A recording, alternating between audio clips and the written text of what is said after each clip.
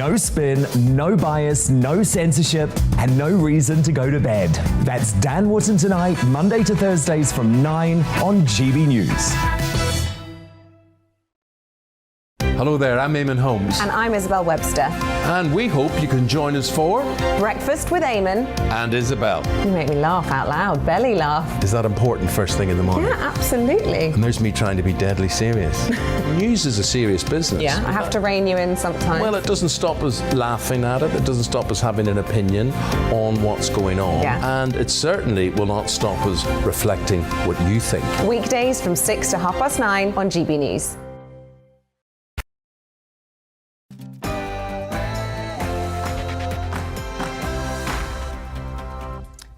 No spin, no bias, no censorship. I'm Dan Wootton. Tonight, the clock is ticking on Boris Johnson's premiership, and what is he doing? Hiding away in Downing Street.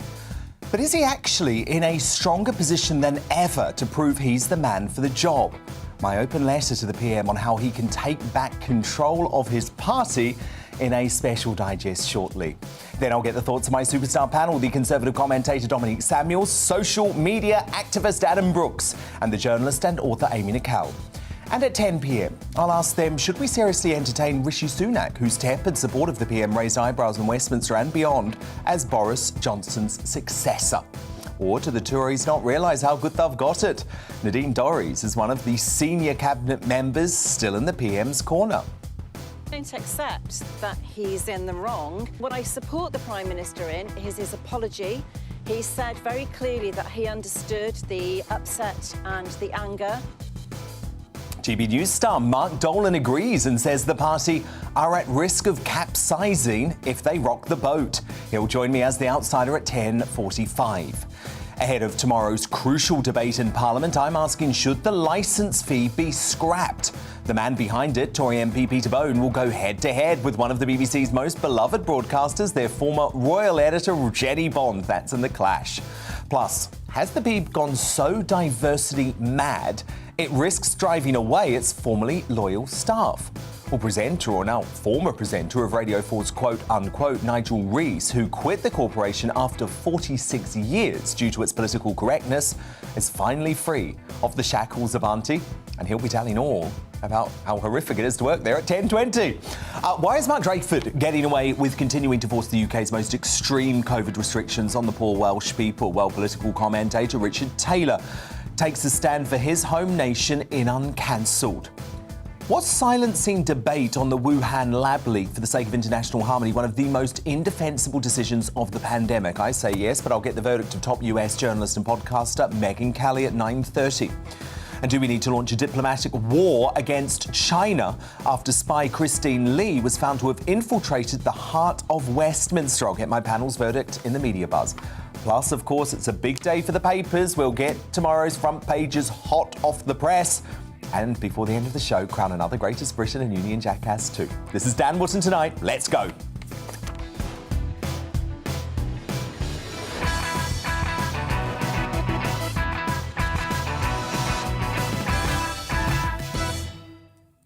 Just one thing first, though. Prince Andrew's delusion that he has any path back to public life was finally ended this evening, just 24 hours after a US judge refused to throw out Virginia Giuffre's civil case against the disgraced Duke. In what amounts to a humiliating full stop to his life as a working royal, the Falklands veteran has been stripped of his military affiliations and royal patronages with the Queen's, quote, approval and agreement. He's no longer going to be able to use the HRH title either, although he doesn't formally lose it. This will have been a devastating decision for the 95-year-old monarch, and one she never wanted to have to make. Remember, Andrew is her favourite son. God knows why, but he is. His conduct, though, over the pedo BFF, Jeffrey Epstein, and sex trafficking gal pal Ghislaine Maxwell has been nothing short of disgraceful and has heaped shame on the royal family. If Andrew wanted to clear his name and help the authorities and Epstein's victims, he should have been on the first plane to New York to speak to the FBI. He could still do that tomorrow. What do you have to hide, Andrew? Look, at the end of the day, this man has let down his mother, the institution of the monarchy, the British people and the Commonwealth. Also cowering away today, our Prime Minister. I'll have an open letter to Boris Johnson in the Digest very shortly. First, though, today's news with Polly Middlehurst.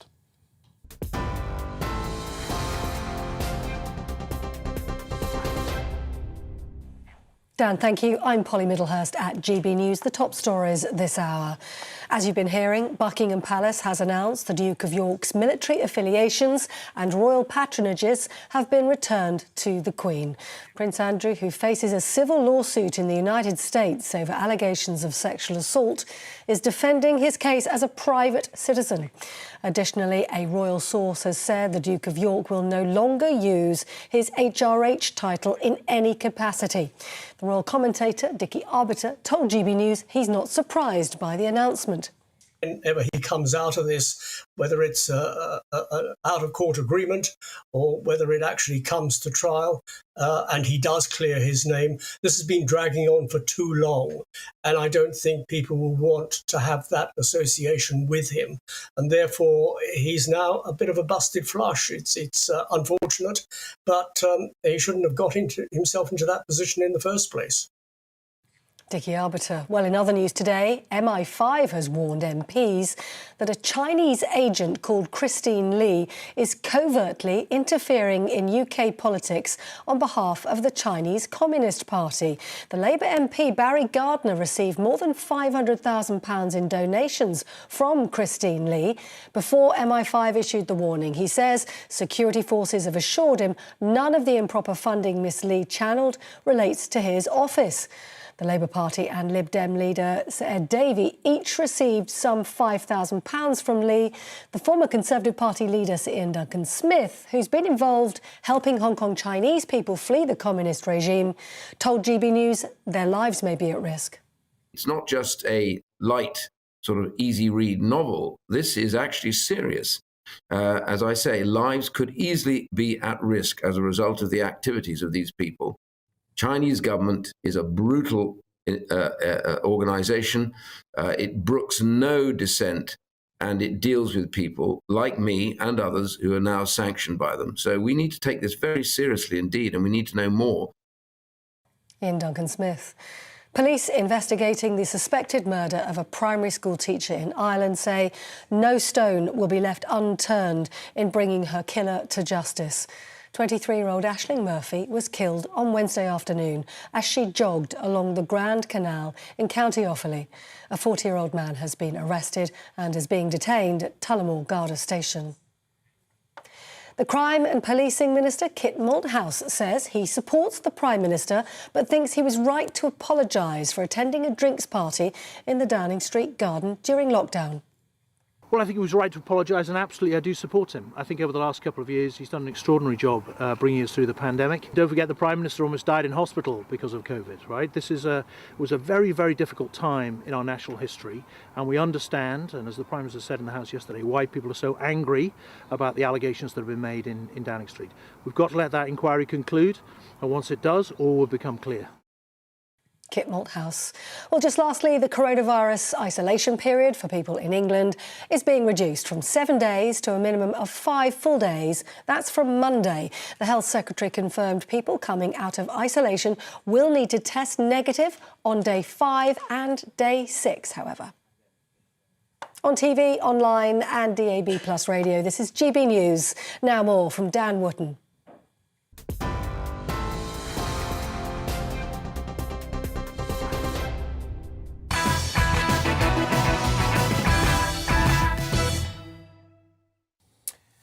Boris, front up. Hiding from your people is beneath you. Literally cowering away in the Downing Street flat because you claim someone in your family, we don't know who, has tested positive for coronavirus is the worst possible thing you could do right now. It's not even the COVID law. So it makes it look as if you've admitted defeat. It makes you look like a lame duck. But actually, the news away from your terrible decision to attend a party in May 2020 at the height of an immoral lockdown is bloody good. Daily COVID cases have fallen by nearly 40% in a week, showing our Omicron wave is literally collapsing. England is coping better than Wales, Scotland or Northern Ireland. And we've made European countries like France and the Netherlands that plunged themselves back into pre-Christmas lockdowns with the most dystopian restrictions yet. We have made them look ridiculous. But Boris, even your friends are losing faith. And you literally just have a few weeks to make a difference, to prove you can make the UK the first major country in the world to emerge from this hellish pandemic, to prove you can revive the economy and cut taxes, to prove that you can reverse course, really. By staying locked away today, you look finished almost. You're allowing your fate to be in the hands of Rishi Sunak, your Chancellor, who has only offered the most tepid, the most lukewarm of support and has the power to torpedo your premiership with a resignation letter. And look, let's just put politics aside for just a moment. This is too important a time for the UK to stutter on with a leader without authority. So you must claim the agenda back. If you continue on this path, I think you've got 5 months max left as Prime Minister. You're facing an utter mauling in May's local elections. The utterly hopeless leader of no opposition, Keir Starmer, has somehow eked out a 10-point lead in the polls. And let's be honest, no one wants a Prime Minister Starmer, not even his own deputy. But this has become a referendum on you. Ironically, Boris, you have started to see sense these past few weeks. You were maybe, just maybe, remembering that you're meant to be a libertarian. Encouraged by your brave backbenchers and stung by the devastating resignation of Lord Frost, you discovered you have a backbone by staring down the doomsday scientists who embarrassingly misjudged Omicron.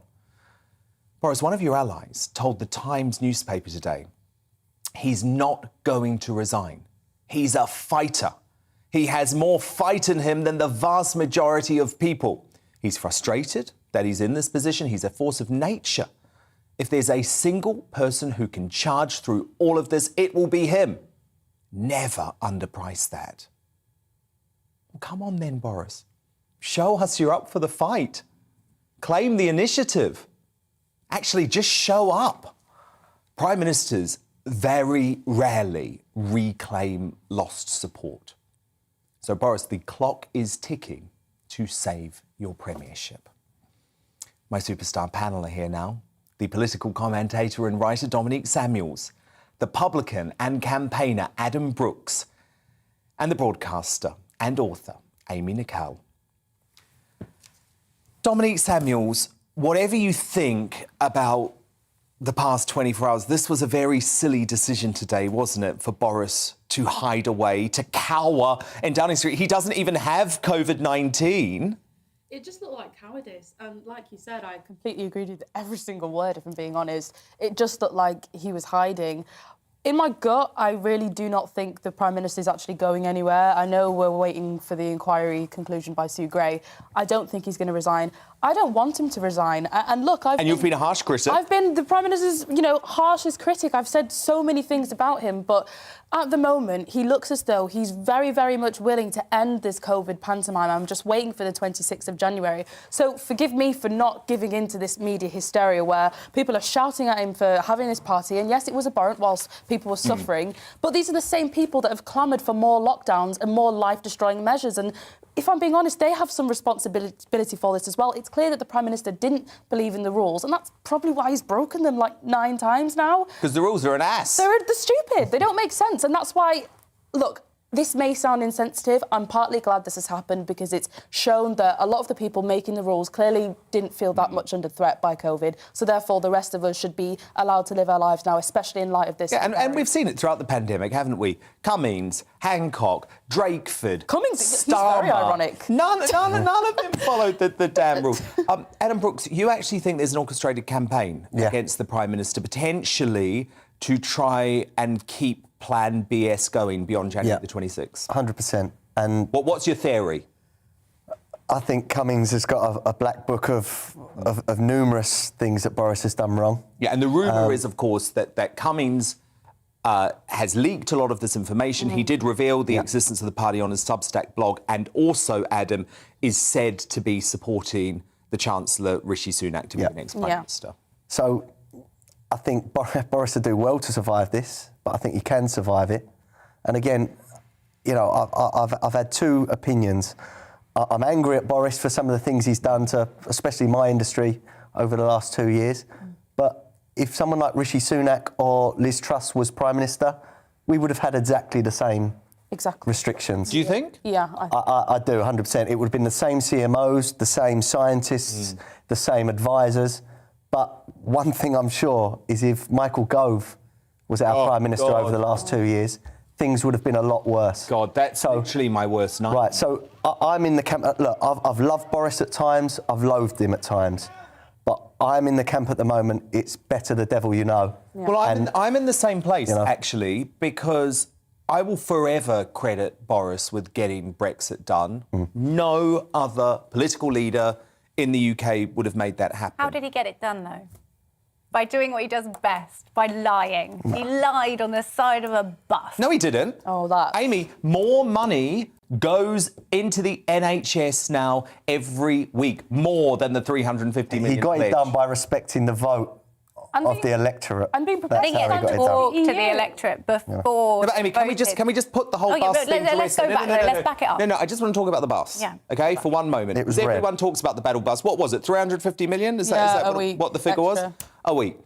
More, Amy, since we've left the EU, now goes into the NHS. So can every lefty out there just stop talking about the damn bus? But can we you don't know just- what you're talking about. We put more money in per week. Okay, but do we have a problem with our Prime Minister telling lots and lots of lies? Well, you just told a big old porky pie on this very sofa, and I'm calling you out for it. He can call me out for that, but let's look at his other track record. I mean, there's not much that he doesn't lie about, as proved this week when he had to say, apologise for a party that he denied even happened 5 weeks ago. I'm not going to disagree with you. Yeah, I'm not. Can I say, I think you're right. I think whoever advises him and whoever advises this government have made them look so stupid at times in the last 2 years. It's his wife, and that's the problem, This isn't it? is the first time we've ever agreed on one thing on this sofa. Right. So as we are having what I would say is a work meeting.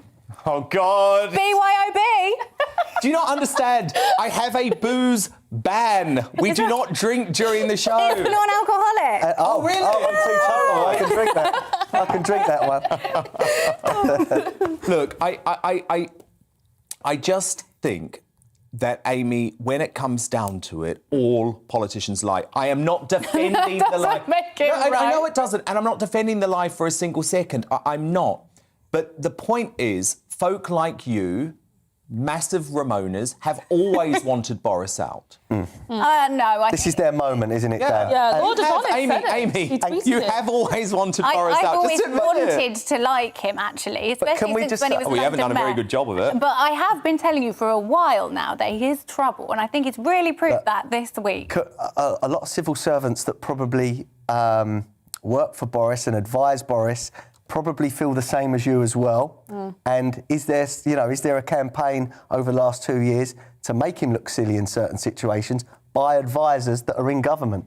You know, The amount of leaks that have come out of Downing Street is not normal, quite frankly. and the civil Did you not think that could be Dominic Cummings consistently? The timing is impeccable. I think he's got a book full of... It's not only Cummings, no. And the fact that this party leak has started now, I'm sorry, I'm a bit suspicious of it. I do not believe for 1 second that journalists weren't sitting on this information and waiting to release it.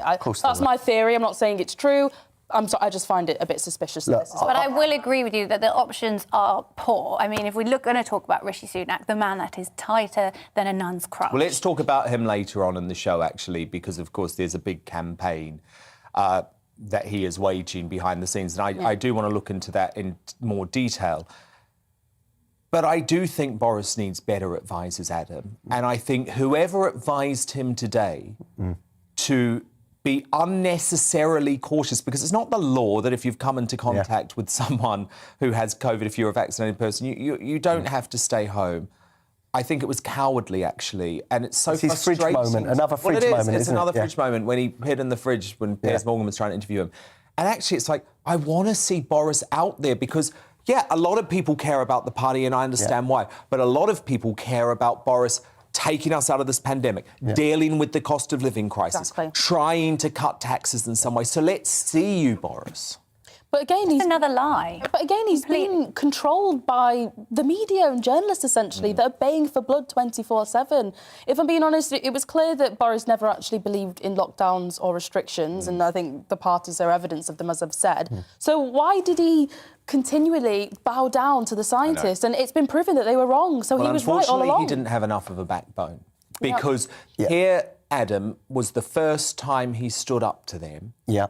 And he's been proven right, because he stood up to them in July as well. Let's have it right. Well, he delayed it the first time, which I think was a big mistake. He watered it down a little bit, but it was quite a brave move.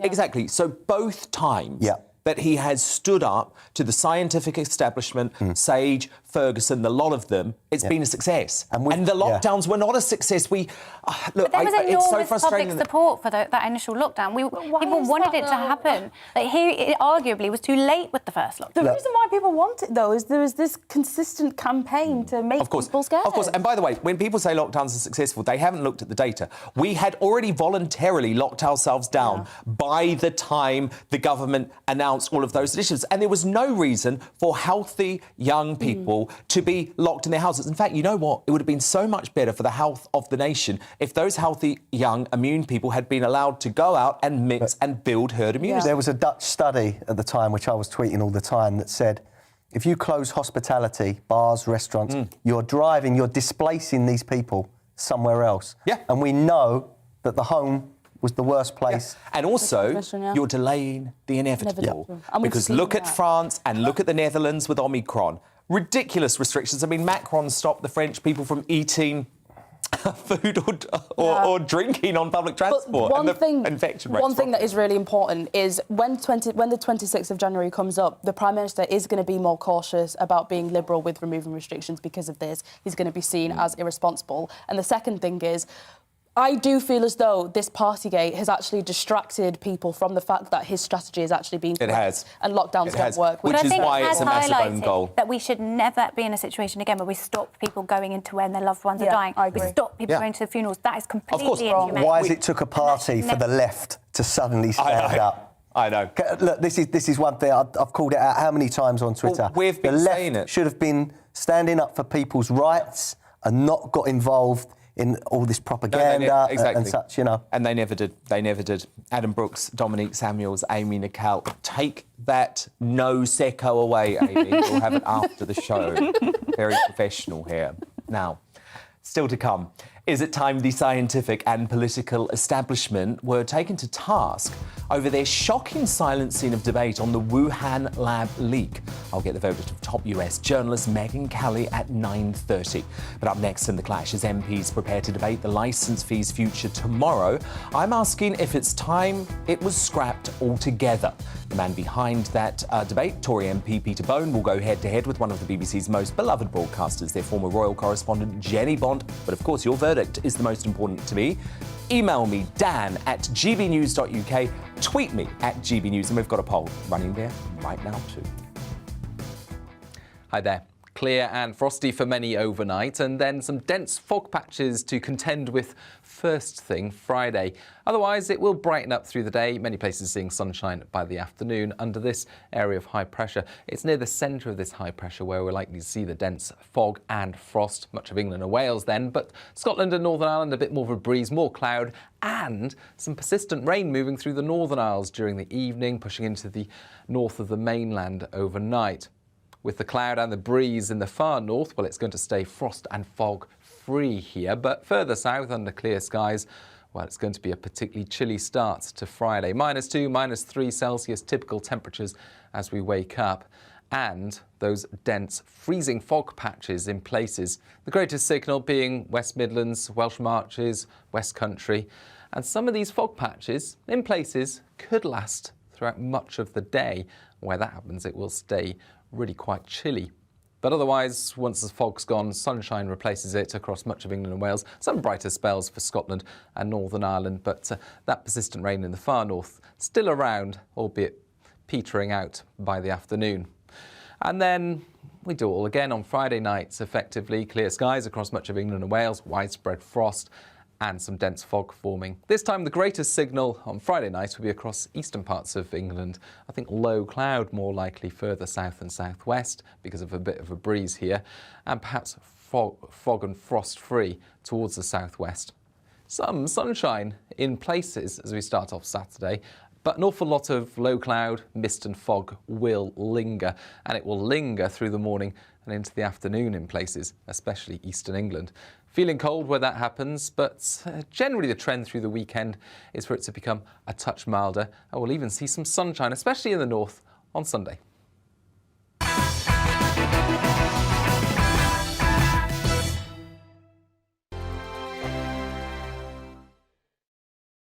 Hello there, I'm Eamon. And I'm Isabel. And you're watching the GB News digital stream across the United Kingdom. And around the world. If you're here in the UK, you can also watch us on your TV screen. GB News is Freeview channel 236. On Sky, we're channel 515. 626 on Virgin Media. Just remember, you might need to retune your TV to watch the channel. Yeah, and if you are doing that, find out more about retuning by going to gbnews.uk. Join my show Farage, 7 p.m. till 8 p.m. Monday through Thursday, and there you will get opinion, analysis, debate, and I'll cover stories that nobody else dares to touch.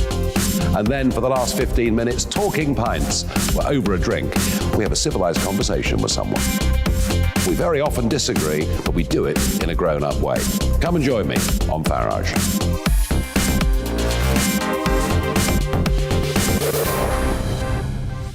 I'm Dan Wootton. Join me Monday to Thursday from 9 to 11 for the feistiest and most fun news debate on TV, where free speech reigns. I'll bring you a sharp take on the day's biggest stories, bombshell newsmaker interviews, and A-list guests.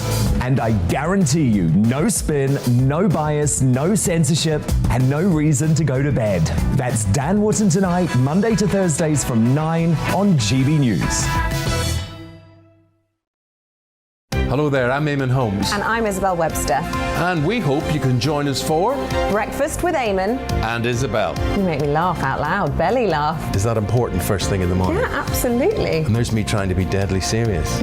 News is a serious business. Yeah, I have to rein you in sometimes. Well, it doesn't stop us laughing at it. It doesn't stop us having an opinion on what's going on. Yeah. And it certainly will not stop us reflecting what you think. Weekdays from 6 to 9:30 on GB News.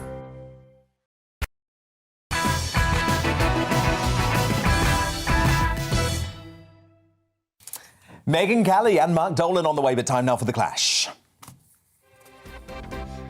And Boris Johnson got a welcome reprieve from his Partygate pasting in the Commons yesterday when one of his MPs, Peter Bone, switched gears to the ever-present issue of the BBC, draining cash from TV viewers via the licence fee.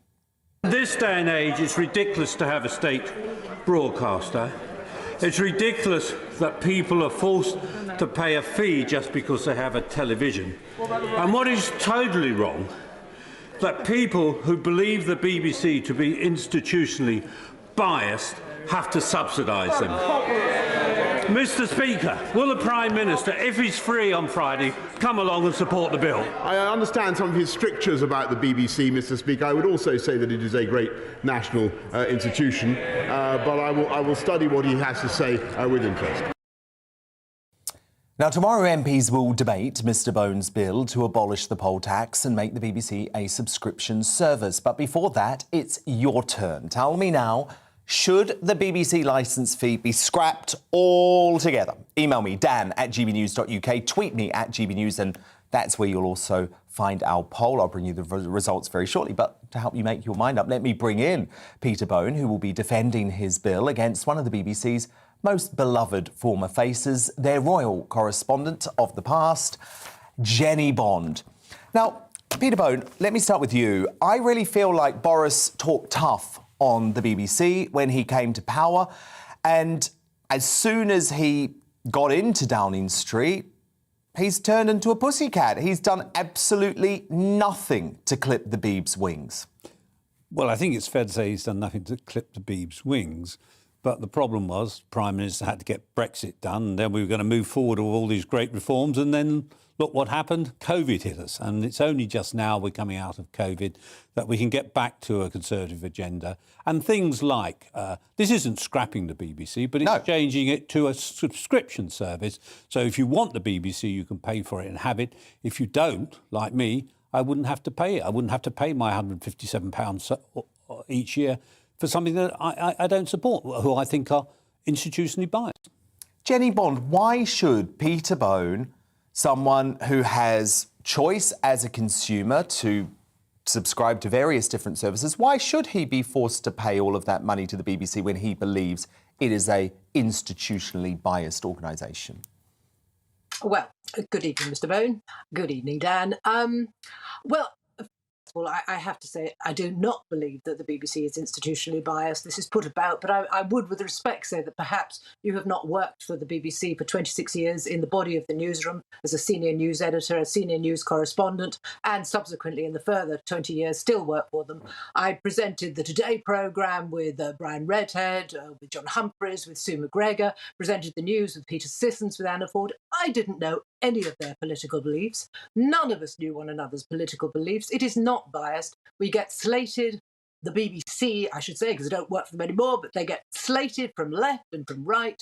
And it's an old adage, I know, but if you're getting slated from left and from right, you're probably just about in the middle and just about correct. Jenny, can I just put it to you? Can I just put it to you that there's been a big change over the past few years, and the BBC even admitted themselves when it came to Brexit that they were institutionally biased. They had a complete blind spot. They didn't see it coming. I do not believe that they conceded that. I really didn't know which side of the argument the BBC were on, because they weren't on the side of the argument. Honestly, we're all professional journalists. We know what our job is. It's to go out there, establish the facts, give one side, give the other, and give perhaps a bit of analysis if you are an expert correspondent, as I was. So beyond that, it's up to the viewers to make up their own minds. Yeah, so Peter Bone, Jenny Bond said, you're completely wrong. The BBC isn't institutionally biased. Why do you think it is? I mean, she's worked there. Well, she rightly brought up the issue of the Brexit debate. And analysis has shown that out of every 6 speakers on the programme, 1 was a leaver and 5 was a remainer. On question time... And if you're the leaver, you're not in a comfortable place at the BBC, believe me. But on question time, which should have been a balanced programme, it always had more remainers. I ran the second biggest Brexit campaign in the country, the Go movement. I had Tom Purseglove, MP, and Councillor Harrison. None of us was ever invited to go on question time. Now, I would say that's biased. Now, Jenny says she doesn't recognise it, which is why I think it's institutionally biased. I think people at BBC don't think they're biased, but they actually are. And irrespective of that, I should have the right not to subscribe to it if I don't want to. It's, what is it, £3.5 billion they get from the licence fee payer, and they can use that money however they like. They don't have to produce good programmes. They have to do what you do and ITV and Sky does. And I mean, just the last point. Can I just put the last point on this? Yes, of course. It's interesting that you're running this story tonight. ITV have run this story. The newspapers are running the story about my bill. Guess the one organisation that hasn't covered it on its website, hasn't invited me to do an interview. Now, BBC, if you're really this independent, why don't you have me on the Today programme tomorrow to discuss this? Stop hiding away. Stop pretending this bill's not coming tomorrow. And that's why I say it's institutionally biased, because Jenny sincerely believes they're not biased. I think they are. Jenny, can I just ask you about that whole issue of consumer choice? Can you understand that we're in a different age? We don't have 3 or 4 or even 5 channels now. There's a plethora of choice, and young people find it just a complete anathema that they are forced to pay for any service. But this is a quality service, and it's a service that you pay for the price of a coffee, £3 a week per household, not per person. £3. But I don't watch the BBC, so I get nothing from that, and I watch other channels. So radio, but the radio output, which I'm an absolute radio addict. No. All the radio channels, 40 local radio channels. They play such a big part in community life. Now, that could not be funded any other way. I do agree that we perhaps could have adverts on some of our channels that might bring the cost of the licence fee down a little bit, because goodness me, the jingles they play go on forever. So why don't we have an advert maybe on Radio 1, maybe even on 5 Live?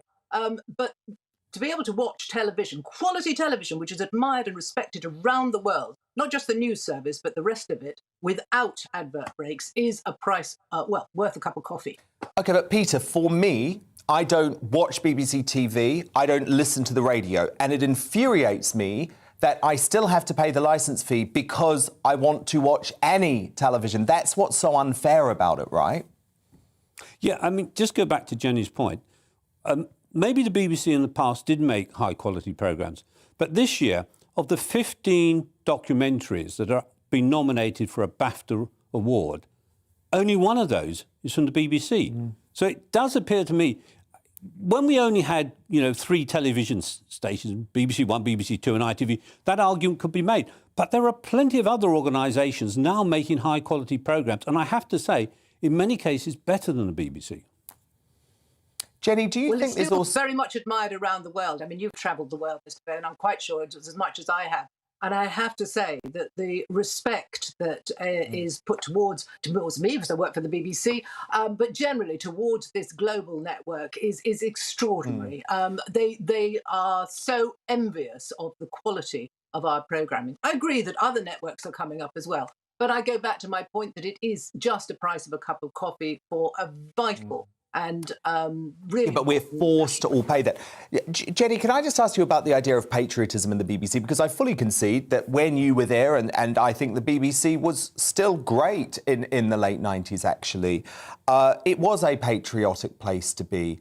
But have you seen how recently they seem to snare at the concept of being British and especially being English?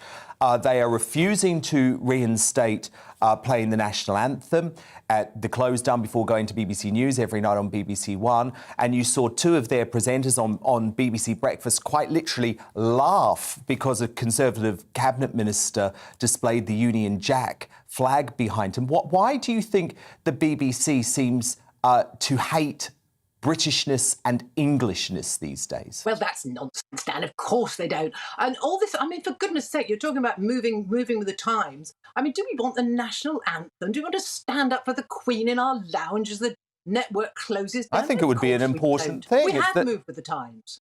Peter, do you think the BBC lacks patriotism? Well, I do, but just on the last bit about the national anthem, yes, I think it should be played. If we have a state broadcaster, and I don't think we should, if they weren't funded by the licence fee and the taxpayer, well, it'd be up to them to make their own mind up. But if you are the state broadcaster, when you're closing down, why not play the national anthem? I'm proud of the Queen, I'm proud of the monarchy, and I think the vast majority of people who pay the licence fee would like to see it.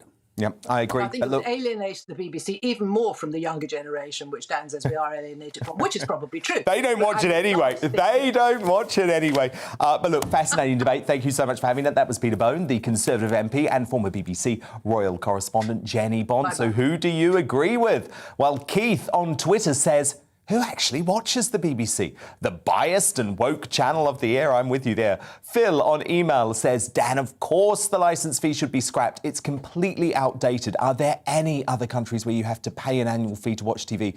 The BBC should get their money through syndication and advertisement. Then they can broadcast as much left-wing nonsense as they want. But Dan on Twitter asks, what would you replace it with? Remember just how many things the licence fee covers. Your verdict is now in, and good on you. It's overwhelming. 93% of you agree that we should scrap the BBC licence fee. Just 7% of you believe it should remain in place. Good luck with that bill tomorrow, Peter Bone. Now, coming up, as the Sharks circle around Boris Johnson, should the Tories really be rocking the boat by turning against the PM? GBNews star Mark Dolan is the outsider tonight and thinks it's a case of careful what you wish for when it comes to the Conservative Party and the country, actually. But next, was silencing debate on the Wuhan lab leak for the sake of international harmony one of the most indefensible decisions of the pandemic? I certainly think so. But top US broadcaster and podcaster Megyn Kelly gives her view straight after the break.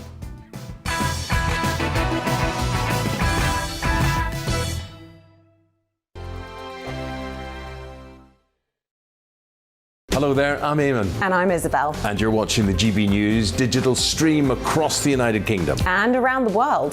If you're here in the UK, you can also watch us on your TV screen. GB News is Freeview channel 236. On Sky, we're channel 515. 626 on Virgin Media. Just remember, you might need to retune your TV to watch the channel. Yeah, and if you are doing that, find out more about retuning by going to gbnews.uk. Join my show Farage, 7 p.m. till 8 p.m. Monday through Thursday, and there you will get opinion, analysis, debate, and I'll cover stories that nobody else dares to touch. And then for the last 15 minutes, talking pints. We're over a drink. We have a civilized conversation with someone. We very often disagree, but we do it in a grown-up way. Come and join me on Farage.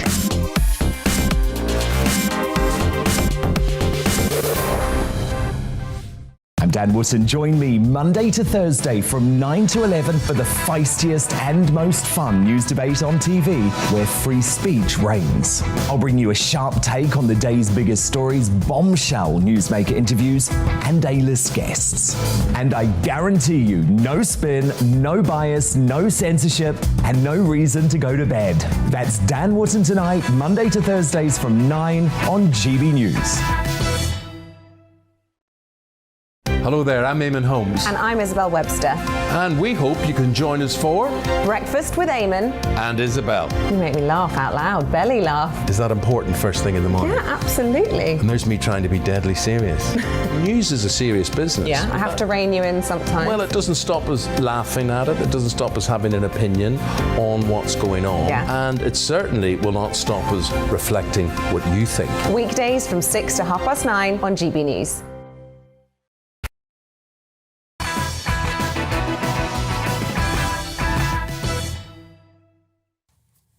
Mark Dolan and Richard Taylor on the way, but it's Megyn Kelly time now, top US journalist and host of the Megyn Kelly Show podcast.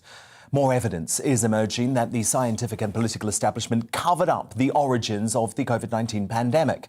Leading scientists from both sides of the Atlantic have admitted the Wuhan lab leak theory, formerly dismissed as an invention of crackpot conspiracists, was, quote, a likely explanation for the emergence of the coronavirus. Shamefully, though, according to leaked emails, they suppressed debate for the sake of international harmony and to prevent unnecessary harm to the totalitarian, communist, Chinese regime.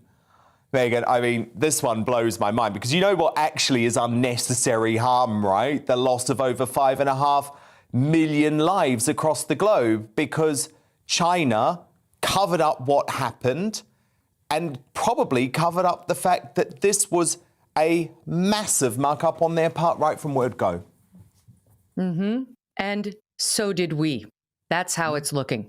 What's disturbing about the emails that just came out is they show that Anthony Fauci and Francis Collins, who are our two top public health officials here in the States, were told on February 1st, 2020, by a who's who of virology across country lines. I mean, this is around the world. About 11 top scientists got on the phone with them.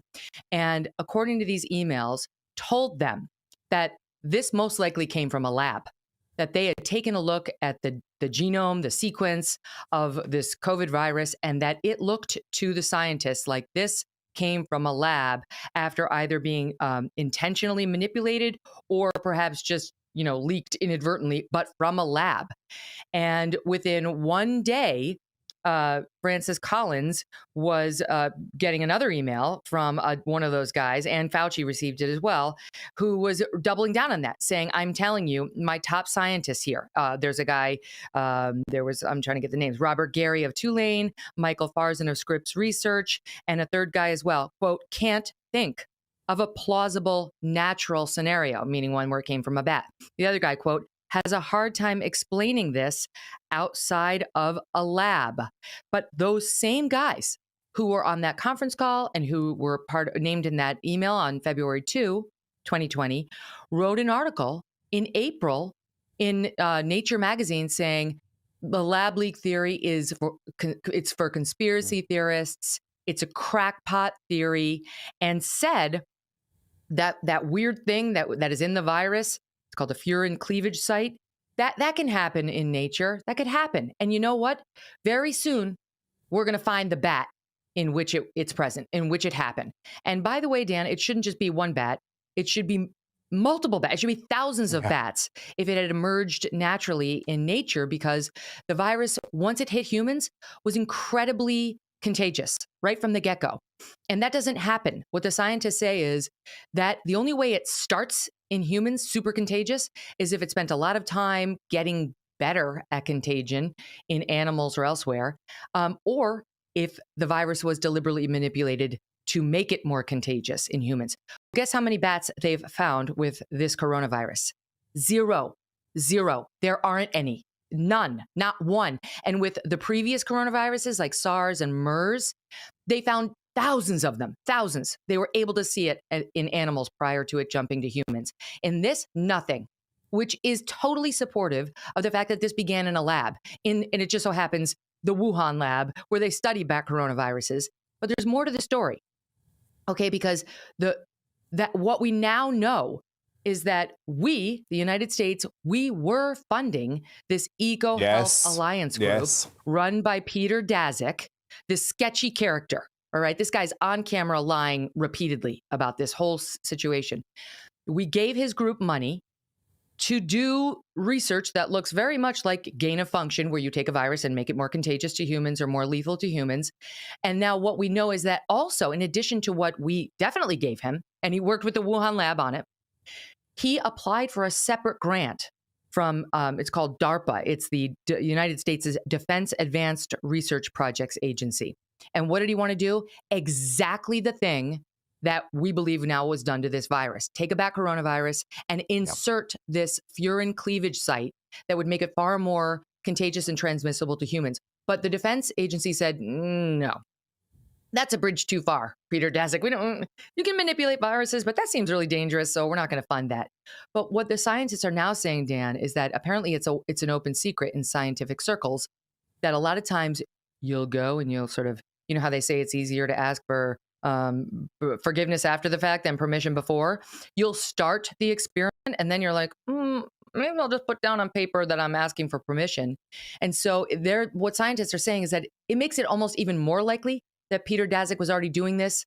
The fact that he submitted a request for funding from DARPA. Got it. So he had it in his head. And by the way, the Chinese were funding most of this research anyway. He was working with them. He was tight with the bat lady in the coronavirus lab. Yeah, and by the way, none of the standards, the safety standards, because it was being done in China, were up to scratch, which makes it particularly terrible that Fauci wanted to turn a blind eye to this. I mean, look, Megan, I think this is the biggest cover-up in human history. You know, it makes Chernobyl look like a petty crime.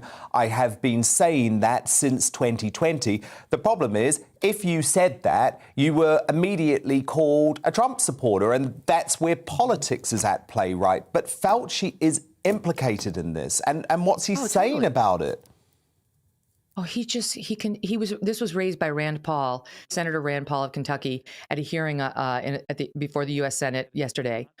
And all he does, Dan, is continue to go on offense now, saying, you misstate facts, you provide disinformation, you don't traffic in truth.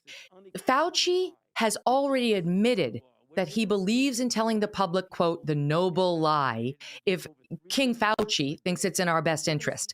That's why he's on camera. He can't deny this, telling us all that masks do nothing and he doesn't want us to wear masks at the beginning of the pandemic. He later had to admit that it was a lie, noble or not, meant to preserve those masks for healthcare workers.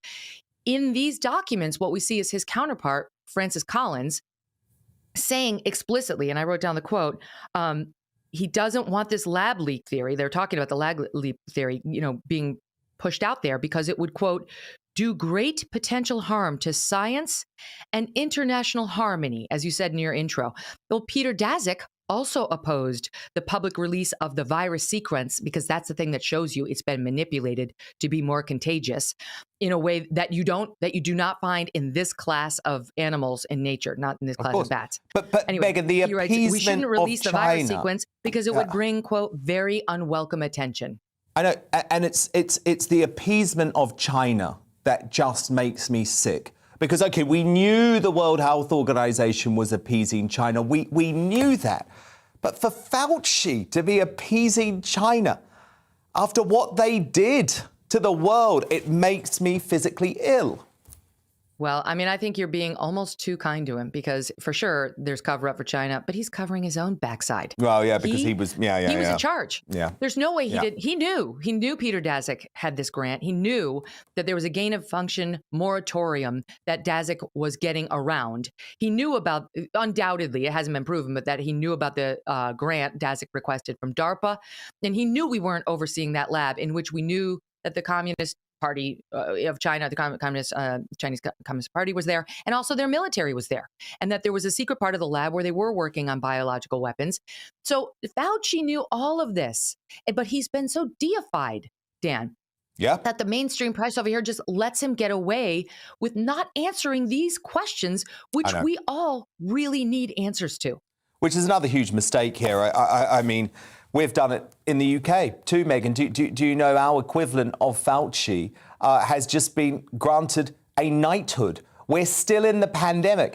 We haven't had the public investigation yet. We don't know what he got right and what he got wrong, but I certainly know he got a hell of a lot wrong. But the bloke has a knighthood already, which is essentially saying to the public, just trust them. Trust them regardless of what they got wrong. And I think we've done this whole pandemic wrong. But Megan, that was fascinating analysis. Thank you so much. Of course, Megan is the host of The Megan Kelly Show, available on Sirius XM in the US, as well as on YouTube, and a podcast for international fans. I'm very excited, by the way, because I am with Megan on tomorrow's show. So make sure you check it out. We're going to be covering all of the developments in the Prince Andrew saga.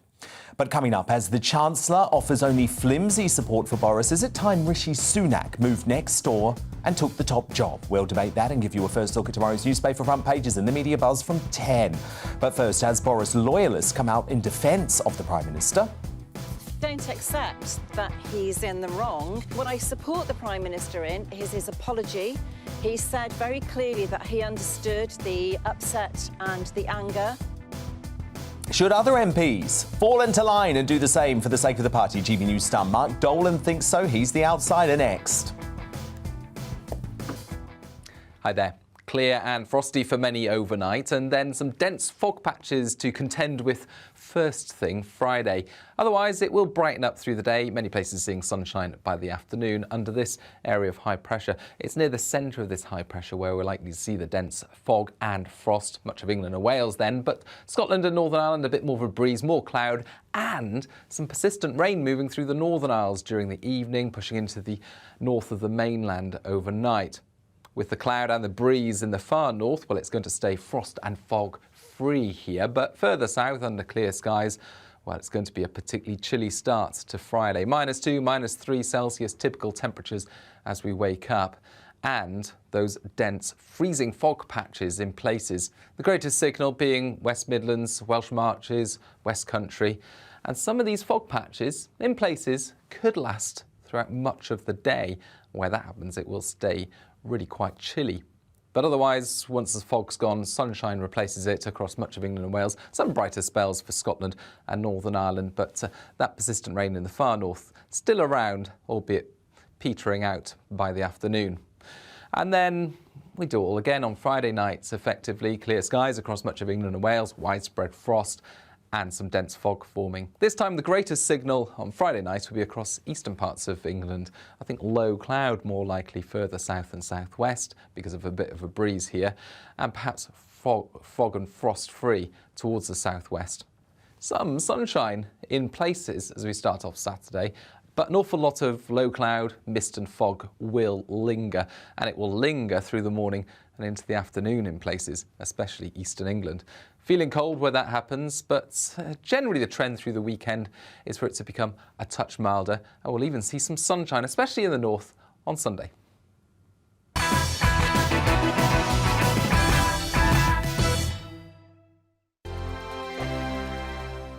Hello there, I'm Eamon. And I'm Isabel. And you're watching the GB News digital stream across the United Kingdom. And around the world. If you're here in the UK, you can also watch us on your TV screen. GB News is Freeview channel 236. On Sky, we're channel 515. 626 on Virgin Media. Just remember, you might need to retune your TV to watch the channel. Yeah, and if you are doing that, find out more about retuning by going to gbnews.uk. Join my show Farage, 7 p.m. till 8 p.m. Monday through Thursday, and there you will get opinion, analysis, debate, and I'll cover stories that nobody else dares to touch. And then for the last 15 minutes, talking pints. We're over a drink. We have a civilized conversation with someone. We very often disagree, but we do it in a grown-up way. Come and join me on Farage.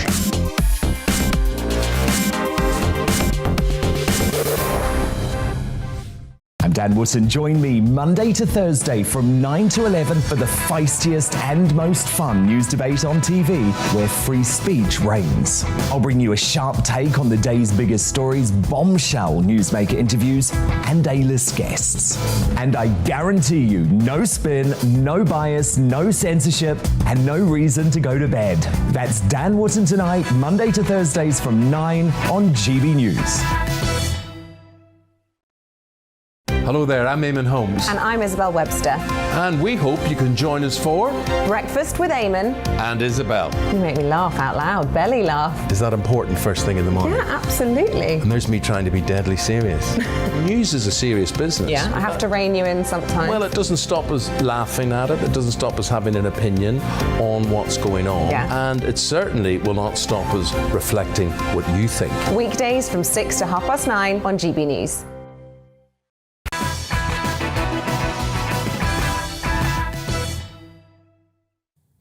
Mark Dolan is tonight's outsider.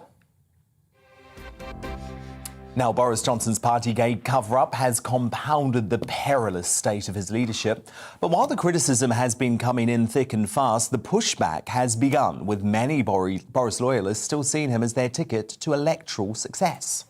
I don't accept that he's in the wrong. What I support the Prime Minister in is his apology. He said very clearly that he understood the upset and the anger. That you do need to look at his overall leadership, because if you think we've been in this pandemic for what, nearly 700 days, around 700 days, and what we are quibbling about is a very brief period of 25 minutes. He also made it very clear that the perception somehow that the people making the rules were not abiding by the rules was something that he deeply regretted, and with the benefit of hindsight, he would have done things differently. He would have asked people to return to their desks, and I think that was the right thing to do. Well, Mark Dolan thinks this is a case of be careful what you wish for, and he joins me now. So, Mark, look, you, like me, have criticised Boris Johnson throughout this pandemic for lots of times that he gave in to the scientific establishment, the doomsday merchants. But you worry, Mark, that if Boris goes, we might get some sort of lockdown-loving Tory in charge, like Michael Gove, maybe. Michael Gove, or the man that Boris defeated for the leadership of the Tory party, Jeremy Hunt. Look, Boris Johnson, Dan, is a prize numpty. We know that. He's made a terrible error of judgment. And look, the guy's probably not ideally suited to the rigours of high office. But he's a numpty, Dan, but he's our numpty, and we've got to get behind this guy. I don't care about the parties. I don't give a damn, because that is a soap opera, and we know that the elites have always marched to their own tune and ignored the rules whilst forcing the rest of them on us. I care about the economy, the cost of living crisis. I care about national security, crime, education, and the NHS. And do you know what? When it comes to substance, Boris has delivered on more than one occasion. So the guy is far from perfect, but he put us out of our Brexit misery. He did get Brexit done. He's also been the Prime Minister who has seen the most successful vaccine rollout possibly anywhere in the world, second perhaps to Israel. And also, he's been right about COVID since Freedom Day on July the 19th. So as you say, be careful what you wish for. Yeah, but Mark, he's hiding away today, and I don't know why he's taking that approach. It's almost like he's acting as if he's finished already. So in my digest tonight, Mark, I was saying, Boris, get out there, start owning this man, because if you're going to literally cower in number 10 Downing Street, hold up with Carrie because someone has tested positive for COVID, but it's not me, and you don't even have to. I don't know. I feel like he's already admitted defeat, and we can't have a lame duck PM.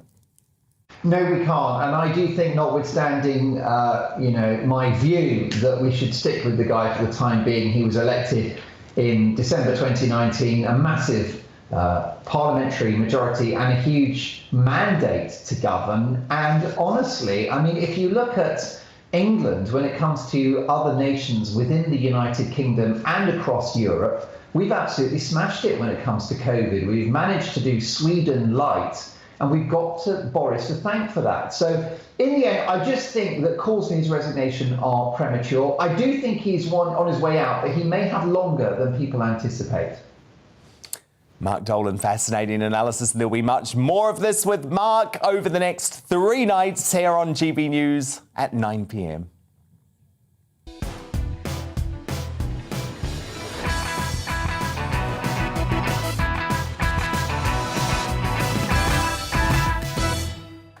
It's 10 p.m. This is Dan Wootton Tonight. Still to come, after the Chancellor tellingly offers lukewarm support of Boris Johnson, I'm asking, would Rishi Sunak be a better Prime Minister? My superstar panel will give their verdict. Plus, on a massive news day, we'll take a look at how the newspaper front pages are continuing to cover the Tory Partygate scandal. Big breaking news about 2 more parties just in. I'll tell you about it after the news. And the Queen stripping Prince Andrew of his military roles and royal patronages. Who'll get the most space dedicated to them? Well, we'll find out next. Ahead of a crucial debate on axing the licence fee tomorrow, one of the BBC's longest-serving stars, presenter of Radio 4's quote-unquote Nigel Rees, reveals why he felt forced into quitting after 46 years over the corporation's obsession with political correctness. Don't miss that at 10:20. Why is Mark Drakeford still being allowed to subject the Welsh people to the most extreme COVID measures in the UK?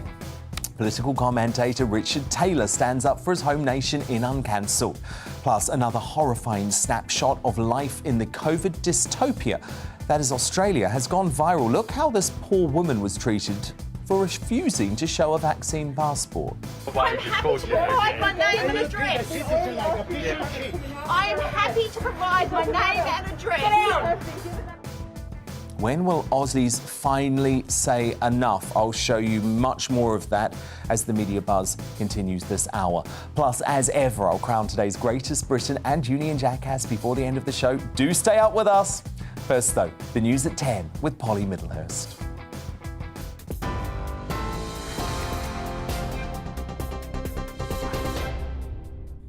Thank you, Dan. The top stories this hour. Buckingham Palace has announced the Duke of York's military affiliations and royal patronages have been returned to the Queen.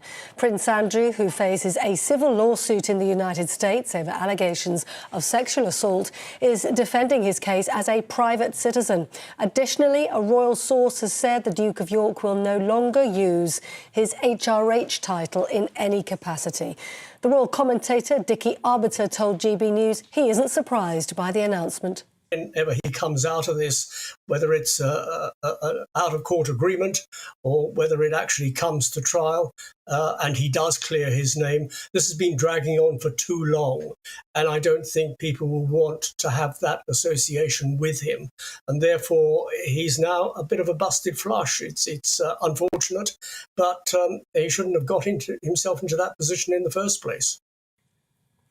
MI5 has warned MPs that a Chinese agent called Christine Lee is covertly interfering in UK politics on behalf of the Chinese Communist Party. Labour MP Barry Gardner received more than £500,000 in donations from Christine Lee before MI5 issued the warning. He says security forces have assured him none of the improper funding Miss Lee channelled relates to his office. The Labour Party and Lib Dem leader Ed Davey each received some £5,000 from Lee. Former Conservative Party leader Ian Duncan-Smith, who's been involved helping Hong Kong Chinese flee the country, told GB News their lives could be at risk. It's not just a light, sort of easy-read novel. This is actually serious. As I say, lives could easily be at risk as a result of the activities of these people. Chinese government is a brutal organization. It brooks no dissent, and it deals with people like me and others who are now sanctioned by them. So we need to take this very seriously indeed, and we need to know more. Ian Duncan-Smith. Police investigating the suspected murder of a primary school teacher in Ireland say no stone will be left unturned in bringing her killer to justice. 23-year-old Aisling Murphy was killed on Wednesday afternoon as she jogged along the Grand Canal in County Offaly. A 40-year-old man has been arrested and is being detained at Tullamore Garda Station. The Crime and Policing Minister Kit Malthouse says he supports the Prime Minister but thinks he was right to apologise for attending a drinks party in the Downing Street garden during lockdown in 2020. Well, I think he was right to apologise, and absolutely I do support him. I think over the last couple of years he's done an extraordinary job bringing us through the pandemic. Don't forget the Prime Minister almost died in hospital because of COVID, right? This was a very, very difficult time in our national history, and we understand, and as the Prime Minister said in the House yesterday, why people are so angry about the allegations that have been made in Downing Street. We've got to let that inquiry conclude, and once it does, all will become clear. The coronavirus isolation period for people in England is being reduced from 7 days to a minimum of 5 days from Monday. The Health Secretary confirmed people coming out of isolation will need to test negative, though, on day 5 and on day 6. On TV, online and DAB+ radio, this is GB News. Now more from Dan Wootton and Tonight.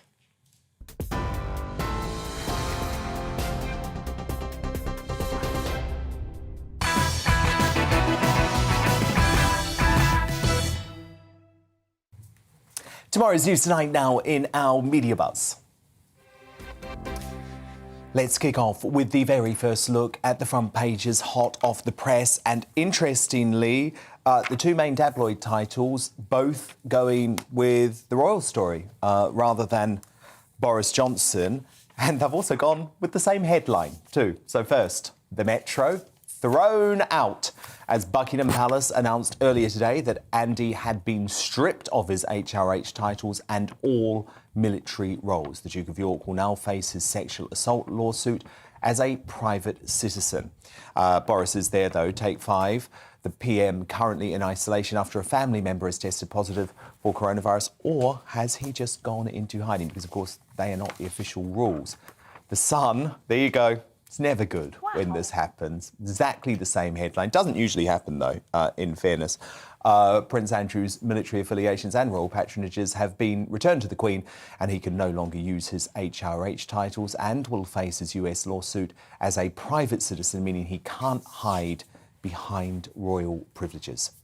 My superstar panel back with me now, the political commentator and writer Dominic Samuels, publican and social media sensation Adam Brooks, and the broadcaster and author Amy Nicol. Now, the Prime Minister has quite rightly been put through the ringer this week over Partygate, and it's safe to say Chancellor Rishi Sunak hasn't exactly been there to hold his hand. Bojo faced the most difficult day of his political career yesterday, and while the Chancellor would normally be front and centre in Parliament supporting his boss, he instead found himself 225 miles clear of the scandal in Devon, while Rishi's allies insist that the visit to a drugs manufacturer had been in the diary for days. I thought it was a very telling no-show. Well, following a brutal PMQs where Boris apologised and MPs brayed for his resignation, Rishi eventually tweeted, what amounted to a very tepid endorsement of the PM remaining in place, just for now. He said, "I've been on a visit all day, continuing to work on our hashtag Planned for Jobs, as well as meeting MPs to discuss the energy situation. The PM was right to apologise, and I support his request for patience while Sue Gray carries out her inquiry." Well, that inquiry is even more important tonight, because it's just been revealed that the Metropolitan Police will not investigate any of the Downing Street parties unless and until the Gray inquiry found evidence of criminality. But perhaps Rishi might be able to make his move sooner, as breaking tonight, the Daily Telegraph has reported that Downing Street staff held 2 boozy parties the night before Prince Philip's socially distanced funeral. The parties were held on April the 16th last year, when the country was in a period of public mourning. The following day, the Queen wore a black mask as she was forced to sit alone at the Duke's funeral, with the country under Step 2 rules of the strict lockdown roadmap. And to me, that is one of the most shocking, shameful pictures of the pandemic. But the atmosphere was far more lively in Downing Street as 2 leaving parties were held, one for the number 10 Director of Communications, James Slack, who has since departed, now works at The Sun, and another for Boris's personal photographer. Eyewitnesses have told the Telegraph that allegedly excessive booze was drunk while guests danced around to music. The gatherings reportedly stretched late into the night, well beyond midnight, according to one source. Now, critically, Boris Johnson was not in Downing Street that evening, according to a number 10 spokesman, as he had departed for Chequers. So look, Dominique, you've got Rishi Sunak waiting in the wings. This new report of a party is not going to help, is it? Because it just paints a picture of a toxic culture of one rule for us and another for you stupid plebs, including the bloody Queen. Exactly. And even additionally, you could say, you know, the Prime Minister wasn't there, he didn't know what was going on. Why don't you have control over your own household, Prime Minister? It makes him look weak, it makes him look chaotic, and it makes him look unfit for the job. And look, I've been sceptical of calls for him to resign, but this especially is extremely hard to defend at this point. And, you know, it could be the final nail in the coffin, especially with Rishi Sunak waiting in the wings. And what I found interesting yesterday when I was looking at his tweet, how different it was from Liz Truss's tweet. Liz Truss basically said, I support the Prime Minister 100%, you know, regardless of the outcome of the inquiry. Whereas Rishi was very careful to say, I've been prioritising your needs by meeting with this, that and other MPs, and I support the outcome of patients with the inquiry. It was very, very, very... He's deliberate. on the way out. And he wants the Prime Minister out, clearly. And I'm suspicious of them for that, though, because it seems he's prioritising his own career, and everyone hates a career politician, to be quite frank. Amy, I'm just reading some of the details of this story, and it will anger people, and it will anger an already angry nation. So from this Daily Telegraph exclusive, someone was sent to the Co-op on the Strand, a busy street nearby, with a suitcase that was then filled with bottles of wine and brought back to Downing Street, according to one person at the gathering that night. In the basement, there is said to have been a party atmosphere. A laptop had been placed on a photocopier, and music was blaring out. Now, I sort of agree with Mark Dolan, who says, I don't care about the individual parties. None of this shocks me, but it's the fact that it was this government that put the Queen through the worst day of her life the next morning without any family members around her, and they still didn't wake up to the fact that these restrictions were wrong. It's absolutely unforgivable. This whole situation is disgusting, and I think that really, was he at Chequers? Definitely. But is he acting as if, oh, it's like he's gone on holiday and his kids have had a massive party in the house? Like, it's a party in his house. This is absolutely outrageous. The image of the Queen sitting on her own at that funeral will go down as probably the takeaway image of 2021. And for what? And the cruelty of COVID restrictions. That's what that image says to me. I mean, Adam Brooks, it's interesting, isn't it? But it shows her integrity, and it shows their lack of integrity completely. Adam Brooks, you know, your whole career has been about getting people to party. But it's almost like these were the one group of people in the whole country who shouldn't have been, because they were forcing all of us to go through hell. And when it comes to you, they were forcing you to not be able to properly open and run your businesses. I've had friends that have lost businesses and lost everything. I mean, good operators, good industry figures that are out of the industry now. They've lost everything. And this is unforgivable. Again, my worries are, if Boris goes, is he replaced by someone that changes course? And I don't want that. So selfishly, again, I'm going to say, better the devil you know. And I hope we get past January. What about Rishi? How do you feel about Rishi Sunak? He gave your industry a decent amount of support during the pandemic. I thanked Rishi on Twitter, not that he's read it or anything, but I publicly thanked him for certain things like furlough, saving the jobs of my staff. One of my businesses was probably saved by the grants and the furlough. But then let's look at Christmas. Yeah, no, but again, then I'm going to flip it back. There was also 3 million self-employed, around 3 million, that were left out in the cold. And the grants that we were later given when we were closed or restricted were too little to survive, for many businesses to survive. So I would praise him in some areas, but I think he was out of touch with businesses and the costs of businesses in the latter stages of the pandemic. Amy, do you feel more comfortable about the idea of a Rishi Sunak premiership? Because you were very harsh about Boris Johnson earlier, but you must admit Rishi Sunak seems like a very organised man. He seems like a very honourable man. He seems very truth-telling. I think my issue with Rishi, although very dishy, will give him that. You said you fancied him out fantastic. Oh, Amy, it always comes down to that. Here is the problem. If anybody was saying BYOB on that invitation, it was Rishi, because, like I said earlier, he is tighter than a nut's crotch. Like, the man is going to take us further Amy, to the right economically. Have you lost the plot? Do you know how much money this government has spent over the past 2 years? Let me look at some of the things that Rishi has got. Saying Rishi is tight. Economic. He's so tight. It's all He's about opened the balancing purse books. strings He does not. He to a closes historic the level. Purse. No, absolutely not. He 100% needs to make big investments across the board into all public services. And if anything, if we have a Rishi Sunak government, we're going to get less investment. Can I just ask out of interest, what percentage of tax would you be prepared to pay? I'm not going to comment on that because I have no idea at this point. But if we want to talk about Rishi... Because it sounds like you want a sort of... I would pay as much Nordic style approach where we're all taxed about 60 or 70% of everything we earn. This is not about normal people, is it? It's not about taxing normal people, and that's something that he has done with national insurance, which was a massive mistake. What we need to do is look up the spend... So tax the rich and destroy take the the money, economy. Okay, no, I get it. Take the money and spend it properly. The Do not waste 37 billion on test and trace. Do not do all the... Why? Okay, well, this is the thing about Rishi, which is why I'm very suspicious of him, though, because a lot of the spending that has occurred hasn't actually originally been his idea. He's been very sceptical of actually opening the purse strings. It's actually been Boris that has been pushing him to make these big spending He sees Boris decisions. as a big spender. He's done all of this stuff, and even with the vaccine passports, as far as I'm aware, he didn't actually vote. I think he abstained or something.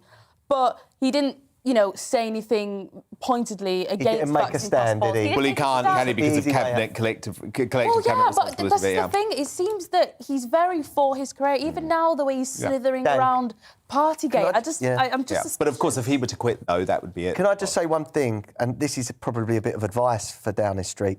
Something's got to happen tonight or tomorrow on these revelations. Now, if I'm sat at home and I find out I've got away for the weekend and I find out my staff have thrown a big party during lockdown, it's caused me a problem, they're getting sacked. Yeah. Right? I don't like people to lose their jobs, but this is a disgrace. Well, right now, the irony is... If you sack the DJ, then the head of operations at Downing Street, Shelley Williams-Walker, can always step in, because apparently she was known as DJ SWW. Yeah, these people have got to be sacked. At the moment, the irony They broke is Wilfred the Swing. only person who has been effectively sacked, she quit, was Allegra Stratton, who, by the way, didn't go to any of the parties. She just happened to talk about the parties on a podium. So now, look, unfair. let's move on. If you needed any more proof that Australia has completely lost the plot and become a police state, a shocking video has gone viral showing a woman being arrested by 5 officers for simply refusing to reveal her vaccine status.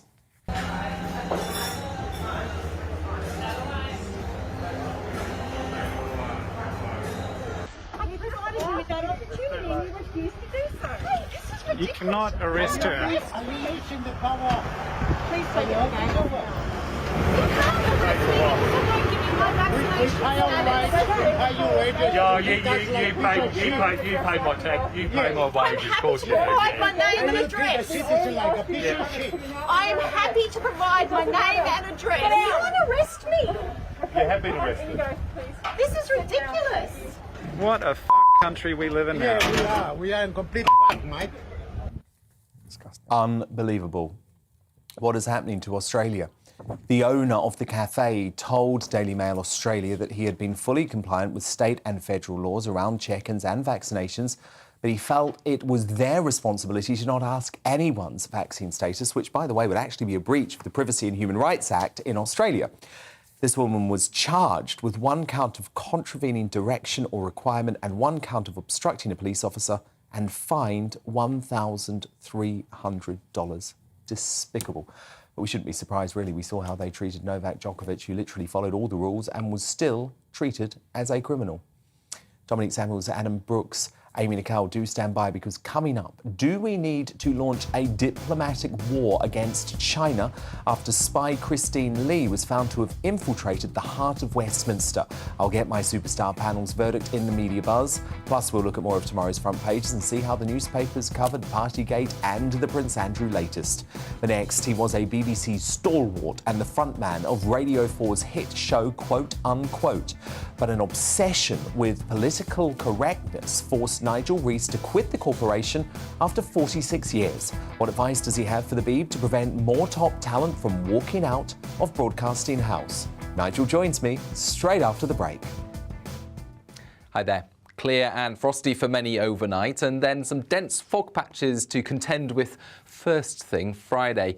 Otherwise, it will brighten up through the day. Many places seeing sunshine by the afternoon under this area of high pressure. It's near the centre of this high pressure where we're likely to see the dense fog and frost. Much of England and Wales then, but Scotland and Northern Ireland a bit more of a breeze, more cloud, and some persistent rain moving through the Northern Isles during the evening, pushing into the north of the mainland overnight.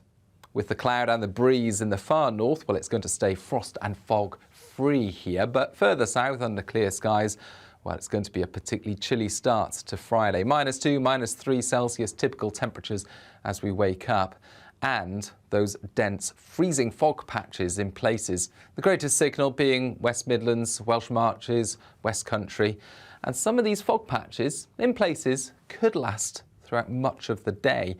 Where that happens, it will stay really quite chilly. But otherwise, once the fog's gone, sunshine replaces it across much of England and Wales. Some brighter spells for Scotland and Northern Ireland, but that persistent rain in the far north still around, albeit petering out by the afternoon. And then we do it all again on Friday nights, effectively. Clear skies across much of England and Wales, widespread frost, and some dense fog forming. This time the greatest signal on Friday night will be across eastern parts of England. I think low cloud more likely further south and southwest because of a bit of a breeze here, and perhaps fog and frost free towards the southwest. Some sunshine in places as we start off Saturday, but an awful lot of low cloud, mist and fog will linger, and it will linger through the morning and into the afternoon in places, especially eastern England. Feeling cold where that happens, but generally the trend through the weekend is for it to become a touch milder, and we'll even see some sunshine, especially in the north, on Sunday.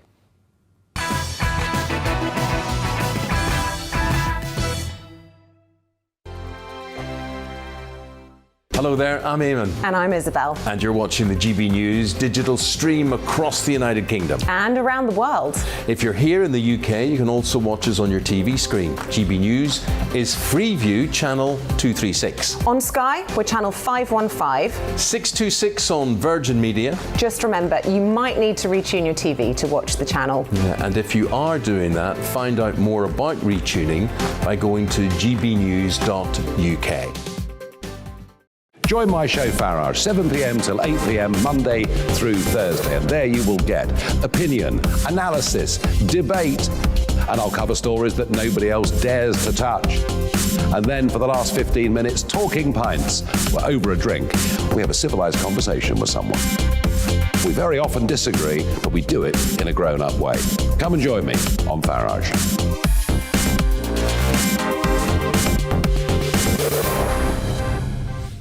Dan Wootton. Join me Monday to Thursday from 9 to 11 for the feistiest and most fun news debate on TV, where free speech reigns. I'll bring you a sharp take on the day's biggest stories, bombshell newsmaker interviews, and A-list guests. And I guarantee you, no spin, no bias, no censorship, and no reason to go to bed. That's Dan Wootton tonight, Monday to Thursdays from 9 on GB News. Hello there, I'm Eamon Holmes. And I'm Isabel Webster. And we hope you can join us for Breakfast with Eamon. And Isabel. You make me laugh out loud, belly laugh. Is that important first thing in the morning? Yeah, absolutely. And there's me trying to be deadly serious. News is a serious business. Yeah, I have to rein you in sometimes. Well, it doesn't stop us laughing at it. It doesn't stop us having an opinion on what's going on. Yeah. And it certainly will not stop us reflecting what you think. Weekdays from 6 to 9:30 on GB News.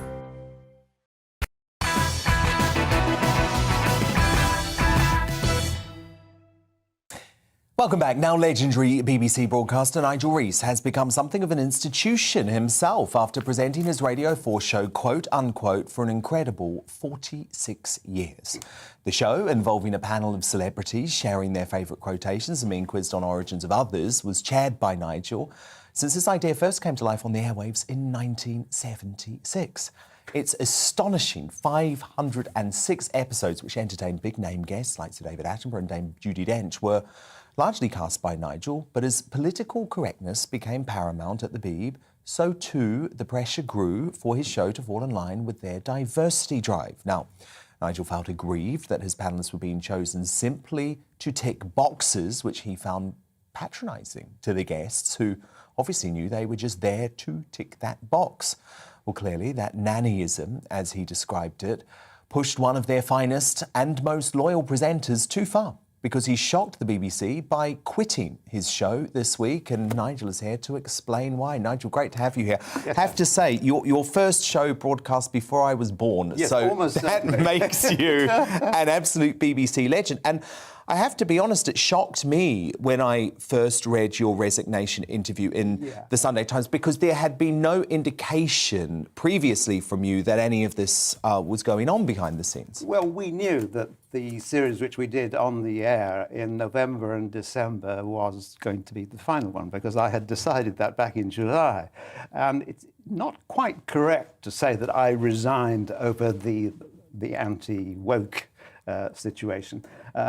I really thought that it was time to end the show, because we just recorded our 500th show, which is quite a landmark. But the last two years, we have been unable to do as we have always done this show because of COVID. We always used to do the show in front of a tightly packed studio audience, and the guests all sort of squashed together.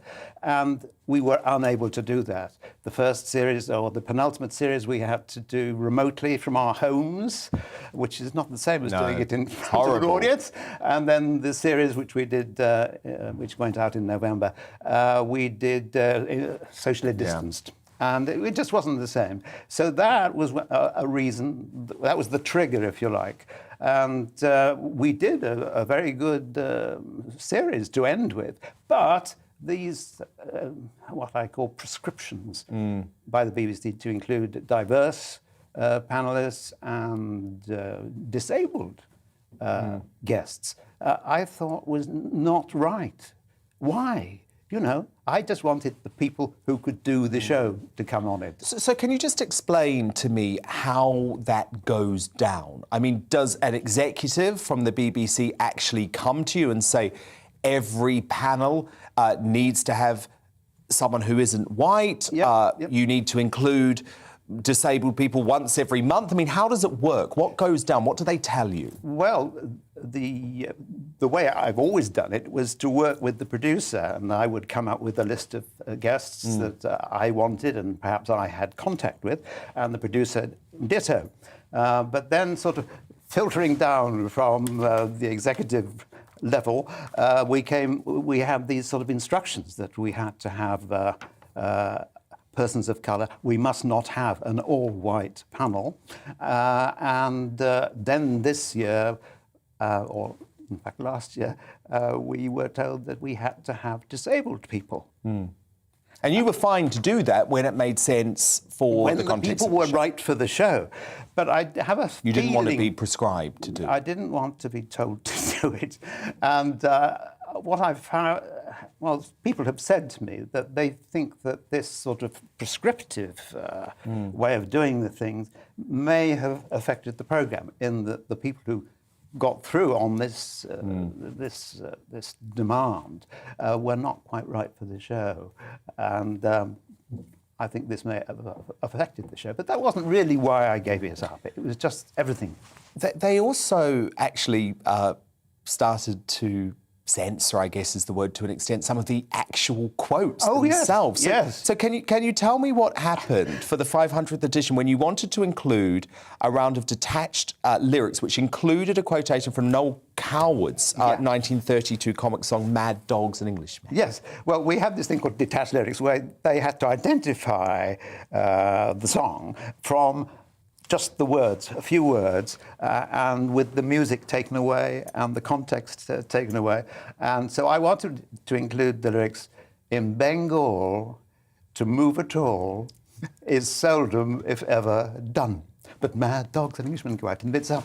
And I was told, no, we don't want you to use that song. Why? Because it reflects colonial attitudes. So in my newsletter, which the quote-unquote newsletter, I put, well, perhaps we should find a statue of Noel Coward and drop it in the nearest harbour.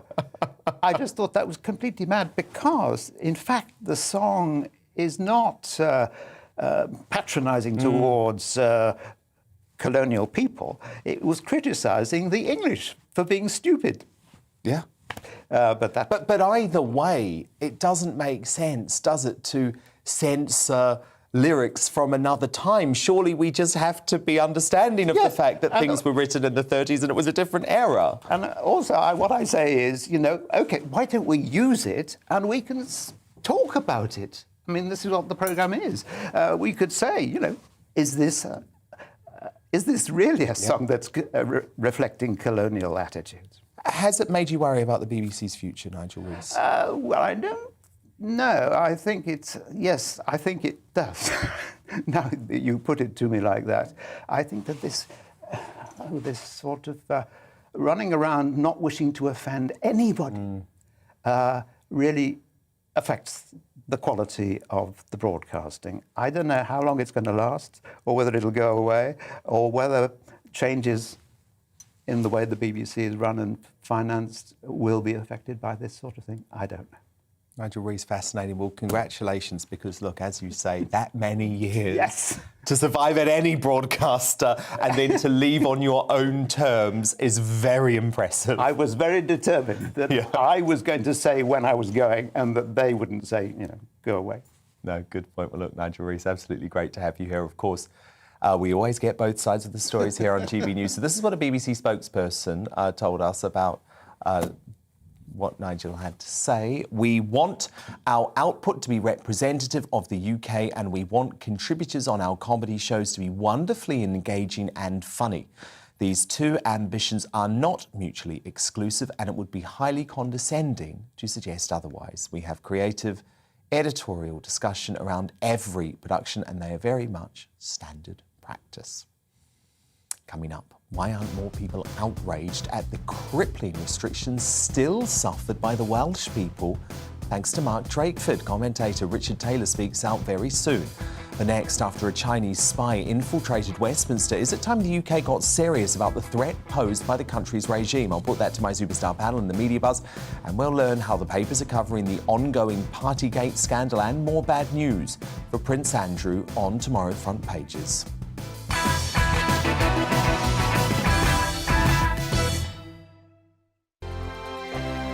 Hello there, I'm Eamon. And I'm Isabel. And you're watching the GB News digital stream across the United Kingdom. And around the world. If you're here in the UK, you can also watch us on your TV screen. GB News is Freeview channel 236. On Sky, we're channel 515. 626 on Virgin Media. Just remember, you might need to retune your TV to watch the channel. Yeah, and if you are doing that, find out more about retuning by going to gbnews.uk. Join my show Farage, 7 p.m. till 8 p.m. Monday through Thursday. And there you will get opinion, analysis, debate, and I'll cover stories that nobody else dares to touch. And then for the last 15 minutes, talking pints. We're over a drink. We have a civilized conversation with someone. We very often disagree, but we do it in a grown-up way. Come and join me on Farage.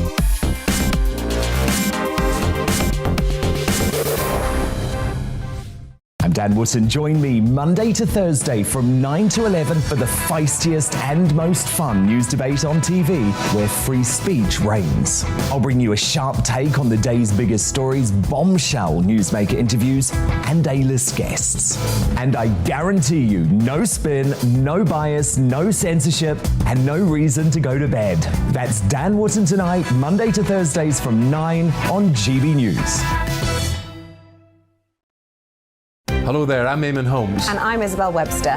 And we hope you can join us for Breakfast with Eamon and Isabel. You make me laugh out loud, belly laugh. Is that important first thing in the morning? Yeah, absolutely. And there's me trying to be deadly serious. News is a serious business. Yeah, I have to rein you in sometimes. Well, it doesn't stop us laughing at it. It doesn't stop us having an opinion on what's going on. Yeah. And it certainly will not stop us reflecting what you think. Weekdays from 6 to 9:30 on GB News.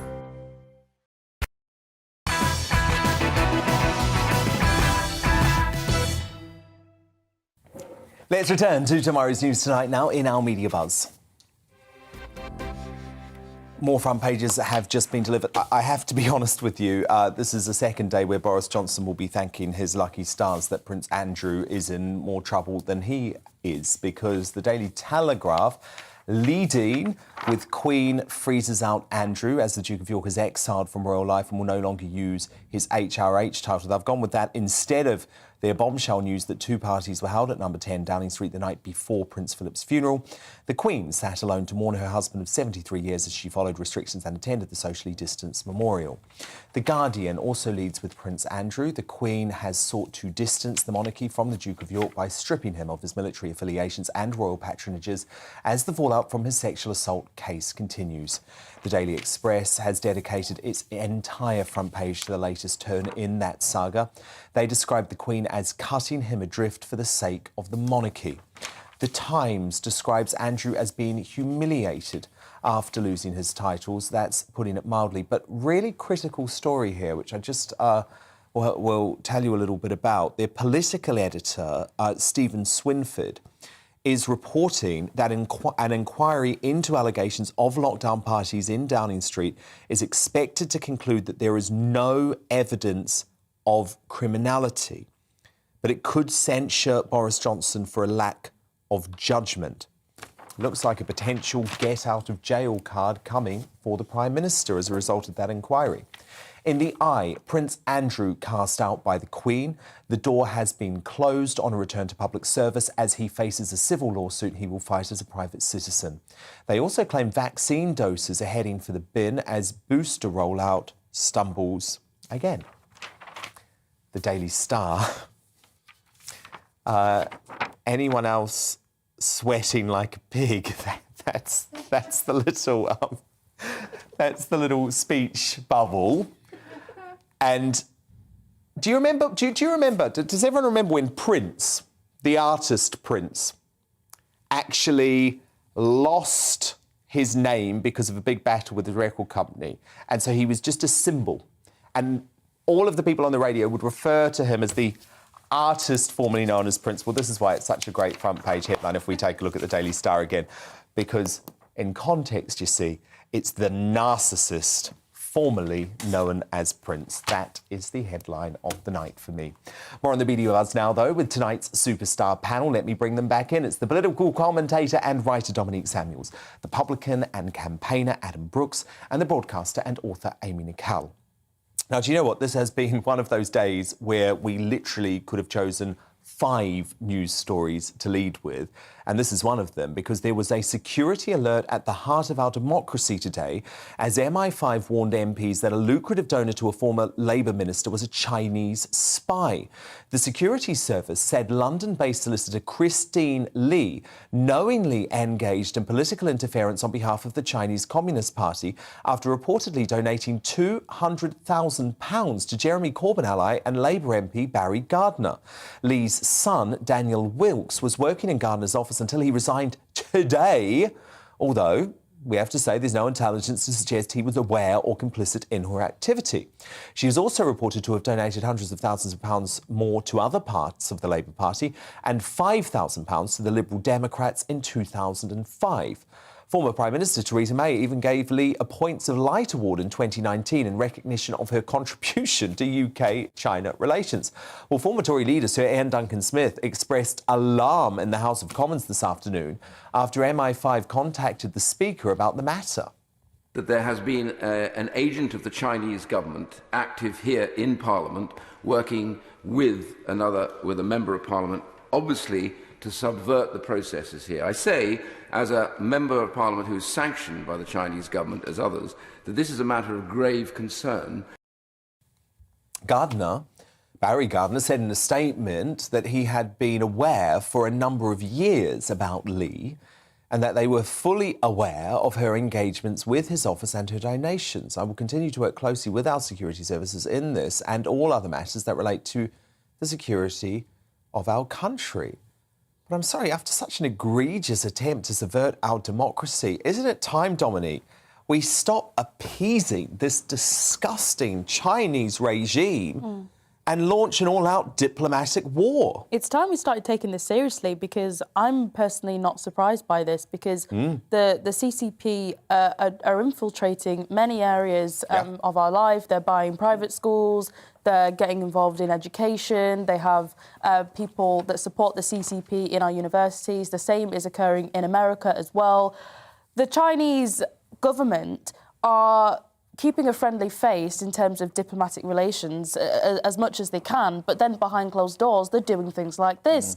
And it's time we took it seriously. I'm really surprised that Christine Lee was just told never to come back to Parliament again. We should be taking this a lot more seriously. We should be engaging in... How would you take it seriously, Lee? Well, I mean, I'm not, you know, a foreign policy person, but I think in terms of taking it seriously, I'd look at some of our economic ties with China, the fact that we rely I mean, at the end on of the day, we are putting business first. And I'm sorry, it makes me sick, Amy. And I think folk like you just want to appease, because that's what you're going to tell me, aren't you? Appease, and just keep a bit of peace. Because if there's one thing I know about China, it's that they are scary.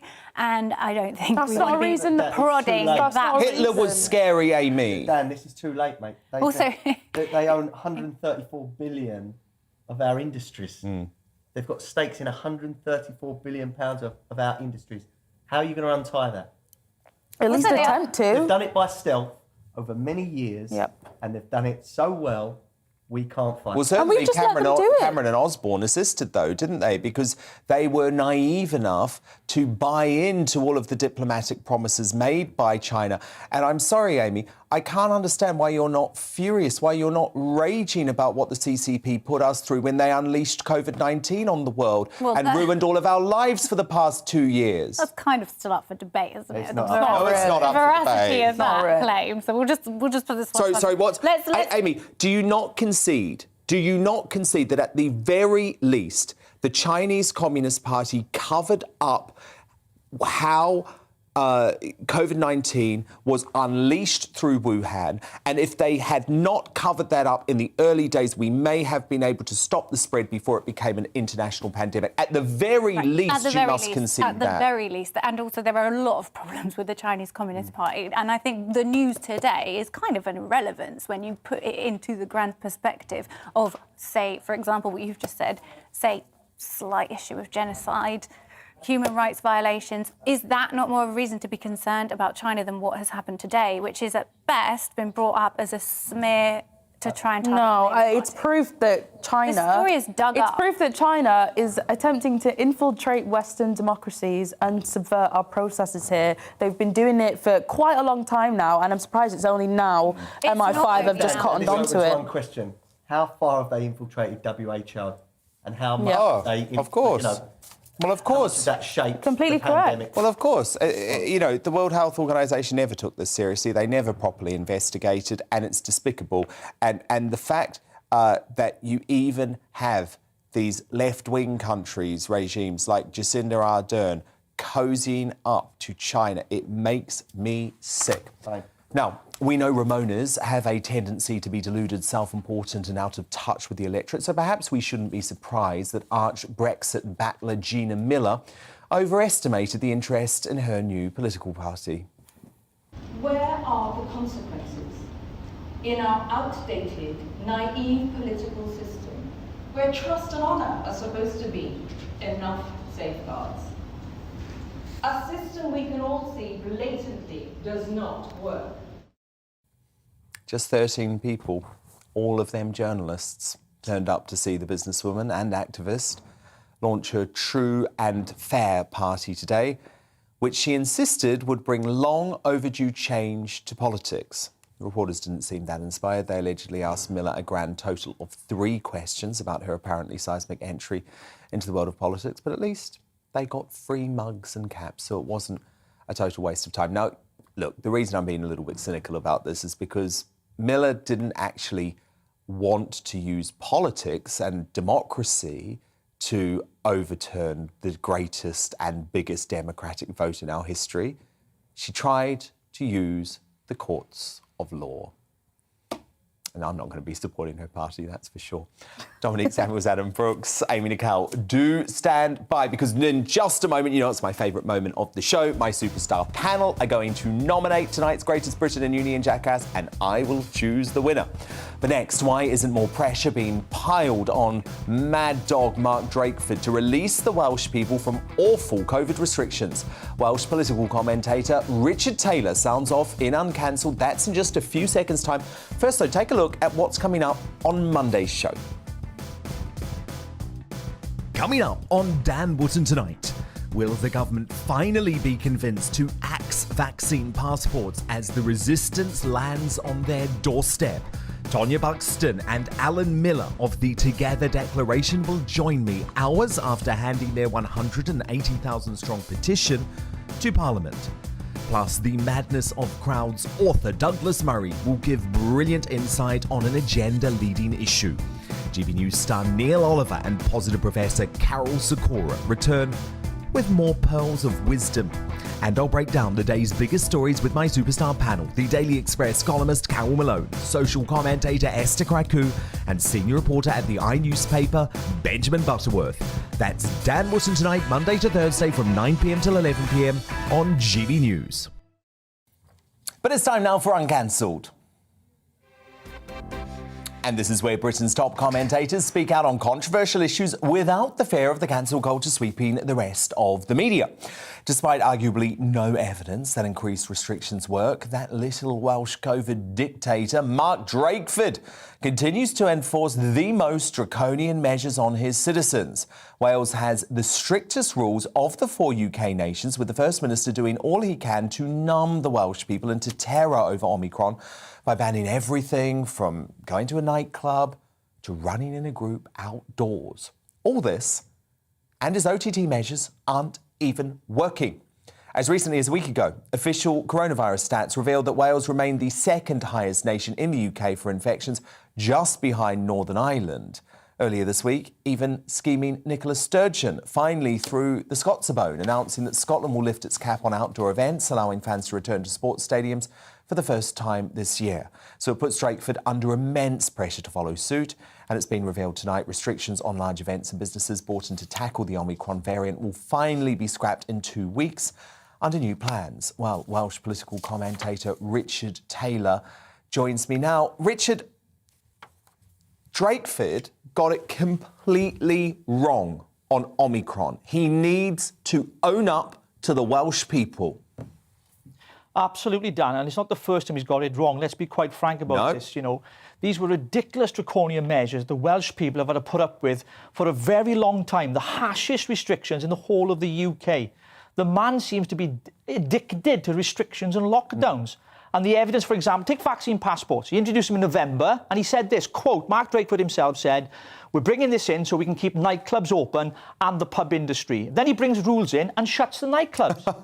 It doesn't make any sense, Dan. He's a complete lunatic, and it's very well recorded. People know what I think about Mark Drakeford. I think he's handling very badly in Wales.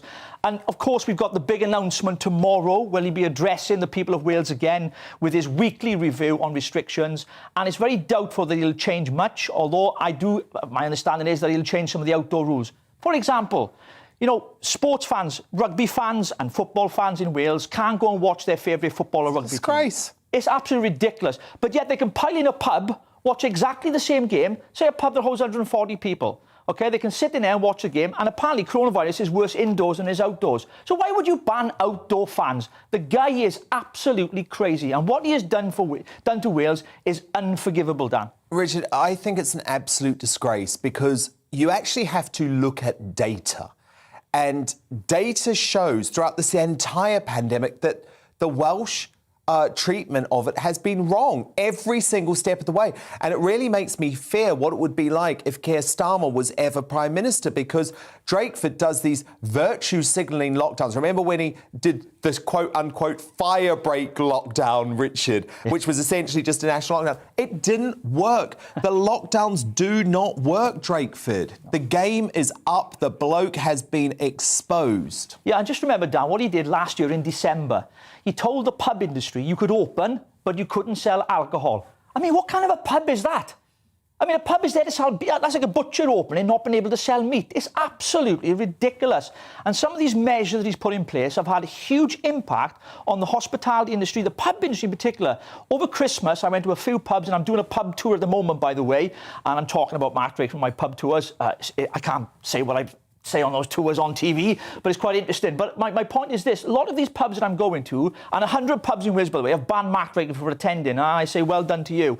And what I'm finding is their profits and the income that's gone down massively. 65% some of those pubs have lost their income over the Christmas and Boxing Day period because of some of these draconian measures when it comes to social distancing. And we've had masks in Wales ever since I can remember. And let's not forget, Mark Drakeford, which was seen by 1.4 million people on my Twitter account, was dancing in a Diwali party. Yes. With Bollywood music, you know, woo, raving like this, with no mask on. And he's there he is. There it is. That's the one. And then he's telling people you can't go into a supermarket without a mask on. The guy is crazy. And that we should be terrified. I mean, I will just say, Richard, I love your passion, but obviously we are a regulated show. So for those purposes, I'll say we have no evidence that Mark Drakeford is indeed crazy or a lunatic. But I would agree with you, Richard, in saying that his policies are crazy and they make no sense. Why is it, Richard, that he remains so popular in Wales? In May... Or is the worm turning? No, well, it is, because in May we had the elections, and I apologise if I call him crazy, but his policies are crazy, by the way. But we had the elections in May, right? And the point was this: people voted for him because he had this kind of mantra about let's keep Wales safe. And this word safety and protection and restrictions is actually more about control. And this is what people are waking up to. And that people are realising now more than ever, Dan, that this is about control. And the people, even Labour supporters in Wales, are saying to me, we cannot tolerate this anymore. Ardent Welsh people who believe in Welsh independence even, and saying, look, we can't put up with these measures when we can't even go and watch Wales play rugby in our own country. Now, he's going to change that, and I'll tell you for why. Because he gets free tickets to all the internationals. So he's going to change it. I mean, Richard, it is one of the most depressing things throughout the pandemic for me that the more authoritarian a leader seems to have been, the more their poll ratings have increased. I look at Sturgeon, I look at Drakeford, I look at Ardern in New Zealand. I find it deeply depressing. So I really hope you're right, because I believe the Welsh people are great freedom lovers, and it is time to stand up against these policies because, Richard, I'm going to come back to the point. They are not working. Drakeford might say they're working. He might say that England is an international outlier, but his policies are not working. The Welsh COVID rates throughout the pandemic have been higher than England, and right now they remain higher than England. Yeah, and I think that part of the reason for that, Dan, is he likes to play politics with Westminster, always playing one off against each other. That's a big part of the reason. To politicise something like this, which has a massive societal impact upon people's lives, is completely wrong. His restrictions have been disproportionate. They've not worked quite clearly. We've seen that. And as I mentioned at the start of our discussion tonight, when he said we're introducing vaccine passports so that we can keep certain industries open, within a month, within 4 weeks, he closed those industries down. And over the Christmas and New Year period, there were many people that left Wales and went into England to celebrate New Year, supporting the English economy, because Mark Drakeford didn't support the Welsh economy. And it's not just that, it's the way that he has conducted himself over this whole process around coronavirus. Yeah, no, indeed. People are really, really feeling it, and they're saying enough is enough. Indeed, and look, thank you for fighting for the freedom of the Welsh people. Richard Taylor, absolutely brilliant to have you here in studio tonight. Mark Drakeford has defended his measures, of course, saying all the actions the Welsh Government takes are those recommended to us and endorsed by our clinical and scientific advisors. This is a government that follows the science and does not spend its time trying to pressurise scientists into giving us advice that will be politically convenient for us. Time now to reveal tonight's greatest Britain and Union jackass. My superstar panel is back with me now. Dominique Samuels, who do you want to nominate to be your greatest Britain tonight? Mine is Dr. Kate Goodman, and she has been speaking out recently about her choice to remain unvaccinated, and she works in elderly care. She was on This Morning recently, and I think, you know, she's brilliant, to be honest. She's talking about personal choice, about the fact that she was around lots of people on her ward that caught COVID. She never did, and she balanced the risks and the benefits to herself and decided not to get vaccinated. And I think she's a great example to those out there. They're not irresponsible, they're not anti-vaxxers, they're just making a personal choice. Adam Brooks, your nomination for Greatest Britain? It's Conservative MP Miriam Cates for bravely calling for a review of child vaccinations for COVID. And Amy Nicol, your Greatest Britain? My Greatest Britain is my favourite woman in politics, Angela Rayner, for her consistent integrity and excellent and perfect commentary of Partygate, despite her critics suggesting that she couldn't get away with what she was saying because of her accent. I think she's a great example to not only women everywhere, but working class women particularly. I think you have very bad taste in politicians. The Greatest Britain tonight is Miriam Cates, Adam's nomination. Dominique, your union jackass, please. Well, mine's related to my Greatest Britain. Mine's going to be Sajid Javid. I think after all the revelations that have come out recently about doctors and healthcare professionals coming out explaining why they remain unvaccinated, I think Sajid Javid should announce that they're going to scrap this requirement for NHS workers to be vaccinated in April, and I hope he does that. He's still got time, but he's my union jackass for now.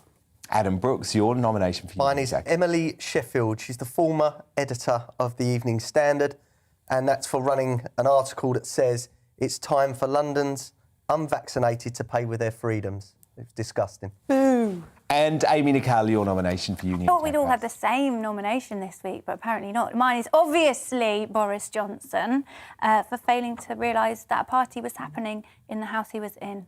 We fight against the media orthodoxy here, Amy. You should know that by now. Do you know what? It's been a double win for Adam Brooks tonight because, you know, I looked at that whole exchange between you and Emily Sheffield and I just thought, gosh, that's someone from the media elite who is just so out of touch, so out of touch.